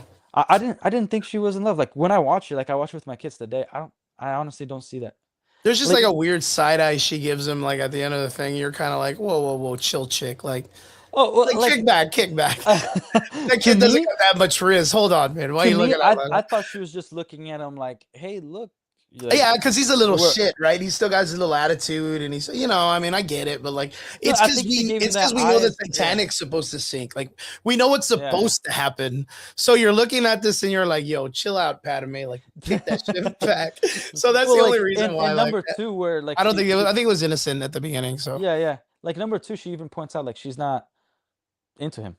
yeah, you yeah, know? yeah. Because he's a and- kid or whatever. And like if you look at number 2, like they had a good start with Anakin, and it's only when like right after he's in the chambers with her, like like she's packing, that's where it kind of like Yeah, he de-escalates. kind of opens Be- up and he starts Yeah. to like talk normal and kind of Well, like open we up about his see the relations and stuff. dynamic between him and Obi-Wan in the elevator, and he's like Yep. all nervous, and it's like, oh, okay, cool, we're getting a young Anakin, and then he's a little impulsive, he questions a lot, Mhm. and we're like, shoot, like this is different from, like he's really grown up. Yeah, And he's then- got a lot more emotion than a lot of Yeah. the other people in the series. Like he's just Yeah. like, and Well, I then guess he's that's the part because I don't understand like where I never really. But we can talk about this later because it's Star Wars, and I can have a whole. I love. Star Oh Wars. yeah. We got to, dude. I got to bring you back on the show. Like you seem like such a cool cat. You know your shit. Oh, dude. thanks, brother. Yeah, Um, I was like, there was like so much I need to say because I know that like you're probably in the stream. Yeah. We're like at 3 hours and 30 minutes, dude. Oh, we're, dude, you we're, should see- we're killing, bro. We're killing. But Yeah. it's cool. Like again, like Yeah. I like to bring on people that have a good understanding, and it seems like you have a really good understanding, and you have a good setup too, man. So like you're not even messing around with all your gear here, bro. Like, So, so can I tell a quick story? sure, yeah, hell yeah. Maybe has when like again I'm Brazilian, so like I go on for tangents and Yeah, I'm yeah, very open. So I used to have a Lego store, right? Nice. And in 2025 was like I had a lot of blessings. I had my 3rd kid. Congratulations. And the like other good things, but 2025 kicked my butt. I made it this so in the Lego store, this is like a Star Wars. Yeah, I panel, saw that, and- man. I see the Death Yeah. Star. I see the Lego Spider-Man behind you. I see some shit. I see. Yeah, you. I built this. I This see is you. this I is see you, bro. I see you this glowing. is life size, see it. man. I see you glowing. I Yeah, see yeah, that. Yeah. It's cool, man. You're on the glow up. I like that. It's life size. So I had the Lego store, and we designed it around Star Wars. So we had a Death Star entrance that we never got to finish it, but it was awesome. That's awesome. You know? Yeah. So like, there's no light. There's just these lights when you walk in. So and it's like coming into the Death Star pretty much. Yeah. But it was all black to make it darker instead of gray. And unfortunately, I made a deal because we had like 2 hurricanes. I don't know if you heard about it. Like Yeah. Well, I was in Clearwater. Okay, yeah. Yeah, I was in Clearwater a couple of last year, like towards the April time, and when I was landing, they were dealing with some shit already. So So I was in the Tampa area, and it affected us quite a bit. yeah, And for 2 months, we didn't make any money, but we were still making money. You know what I mean? floating right. Yeah. But I had to use pretty much all the emergency fund and all the marketing money to pay the employees to fix everything, and it was solid. Stay afloat. And I was a franchise, so the corporate the owners, they pretty much just like didn't let me bring on an investor. I had somebody that was interested, and like all I needed was money for marketing because I didn't want to rely on the possibility of nothing bad happening. You know what I mean? Yeah. I have to get going soon, man. I gotta get sorry. Okay, sorry. So, long story short, I made a deal with them so I could buy it 6 months later. So they buy it from me now, and then they put money in marketing. And we had a YouTube channel, The Last Relic, and it was just me and a friend of mine talking about this stuff. So sometimes we went on for 10 hours, right? Like we did long streams. Just like But- fuck, that's a long ass stream. 10 But- hours is crazy. Yeah, and like I only do it at night because I got kids and do True everything. that. But the reason why this stuff is here, like I'm in my garage and it's hot as hell in here. The Mhm. reason why this stuff is here is because they screwed me over. They took all my money, never put it in escrow. They put me in like $500,000 in debt, and I eventually made a deal with the landlord to get out of that debt. And he was super accommodating because I was always an honest person with him, Mhm. and they only had problems. But it's like I've been taking YouTube more seriously All right. because I work obviously, but it's one of those things where like I have to find outlets, and the store was like an outlet like this. Like I could Yeah. talk to people about comics and everything. Yeah, But yeah. I'd be happy to come back. I'm sorry, like I didn't mean to like No, kick no, over the no, it's stream all or good. No, no, anything. no, it's good. It was your first day Yeah, here, man. I expect to get some deep dive and lore build for the relic, man. yeah. The last relic. So It happened with me and Derp, and I apologized. I'm like, dude, I'm so sorry. Like that, it's like I'm not like heated. It's just like there's so many things. Like I have such life experience that deal with comics and Star Wars specifically sweet. that it's like I'm very passionate about it. I'm Well, extremely if you're passionate about down, it. bro, Yeah. I do this every Wednesday. Derp usually comes on with me. We'll jump on the Answers podcast and stuff like that. They'll kind of like collaborate with us so we can get some reach out and stuff like that. But this is what we do, bro. We talk nerd nonsense like all the time with the Doomsday movies and DC and everything. And I'm a big comic guy, Yeah. so if there's comic book stuff that you want to talk about and build on and talk, and I'm here for it, bro. I'm Yeah, 100% yeah. here for it. But we What start. time? So for me, I'm Yeah. central because I'm Texas. We start at 8 p.m. So the only time that changes is so for you, I think it's 9. That's usually all right with me. I stream on Kick, and I do and I Gang, gang. also create content. Yeah. Yeah, I like Black Magic. He's in here, bro. I appreciate that so much. I just and by the way, if we got you mad or anything, Black Magic, I apologize. That's not what we intended, and we it was appreciate my you intention. on What are the you show every talking week. about? So What are you talking about? It was my intention. yeah, yeah. No, I'm playing. I That's actually my did intention, man. enjoy. Nah, he comes on Yeah. the show every week, and he's always super supportive, and I appreciate him so much. So No, I did enjoy Black Magic's opinions. Like I yeah, know that yeah. we don't see eye to eye, but this is the stuff I love. It's like we can disagree, but we could still be Yeah. We can courteous. still be cool, man. We can still be Yeah, cool, and and it's cool. I like to yeah, get people's opinions and conversations and talking points. But yeah, for yeah, sure. If you're down, Relic, I have you on Instagram now. Let us hit you up with like a fucking link every week, dude. Bring you on, get you to talk. I mean, you seem like a dude that seems to know your comic book love and history, and you seem like you got some definitive ideas on this concepts, and you have a different perspective too, which is what I really, really, really appreciate.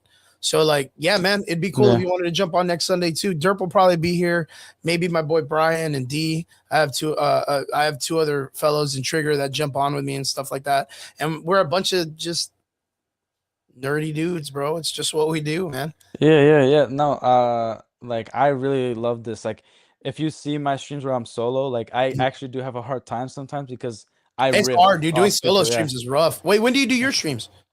dude, I always do them at like this time all the way till But are like you doing 5 them in the morning. daily? Or are you doing them like on the weekend? Or are you doing them on the week? Oh, I or- do them every day. Dang, that's hard, bro. That's fucking Yeah. hard. Well, like the good thing is I do some gaming. So like I played Fallout for the first time, Fallout 4, and I did Master Duel tonight. And like sometimes I'll just do a 40-minute stream where I just have a thought and I'll put it out. Yo, if I'm ever but yeah. available, I usually I teach mixed martial arts. I'm a kickboxing, boxing, and mixed Sick, martial dude. arts coach. Yeah. So like I do that Monday through Thursday. Friday I'm off, but I'll do like a Dungeons and Dragons meetup. And then solo's so hard, Magic. It's rough, dude. But Saturday I kind of have the night off, so that's like my chill out day. And then Sunday is when I do this. But like if you're popping off at night and you're kind of chilling or whatever, like send me a link if it's something that you feel like you might have a little bit of struggle. And if I got time, I can jump in after. Like I'm gonna be honest, I'm a moron. So like I don't dude. even know how to do this. Like No. Just I'll help you out, dude. That's not even a struggle. Yeah. I'll make sure you're caught up on everything you need. And now that I have you on Instagram, I can at least hit you up, or you just message me and let me know what you're going to be doing and where you're at.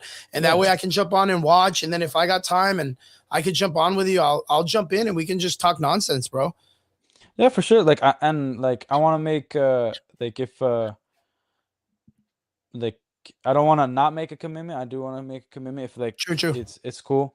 Right now, like I have like so many things are up in the air because I'm still looking for certain jobs and all that. No worries. It's like I said, like next Sunday. But I do stream, and I'd rather be like on this stream talking to you. Yeah, And it's great. It's great to meet you. I appreciate hope you, dude. didn't I come 100%. across- When I saw you online, I was like, yo, I got to bring this guy on. He's passionate. I got to hear him. For sure, bro. I'll hit you up next Sunday. It'd be really dope to get you on and get your perspectives on stuff. I love Star Wars. So like maybe next week, Let's do a fucking Star Wars talk, dude. Oh, dude, you're Dude, like, we can do it, bro. I'm telling you, we can do it. It might be a long one, brother, because like I freaking We'll get on it for sure, bro. We'll get on it for like sure. like I got this. Yeah. No. We You got know, it, bro. like, I'm passionate, brother. Yeah.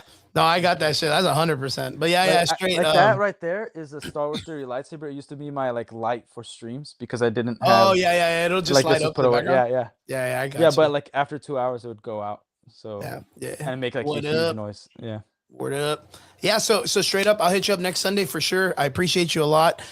Black Magic, we appreciate you in the comment section. Everyone else, Big Dip, Go Bills. We appreciate everybody, the Answers crew, all you guys. We hope you had a good time watching the game. I appreciate everybody for staying on with us. We appreciate you. Relic, I'll catch you next Sunday. I'll make sure I send you an invite thanks for having me. early, man. I appreciate you so much. And it won't be the last time. We will get a return. The last Relic will return in Doomsday or Avengers Doomsday. Right? Hell yeah. All right. Thank you guys so much. We appreciate you. To all our extraordinary listeners, we'll see you guys again here next Sunday on the Average Boys podcast. Thank you guys so much. Laters.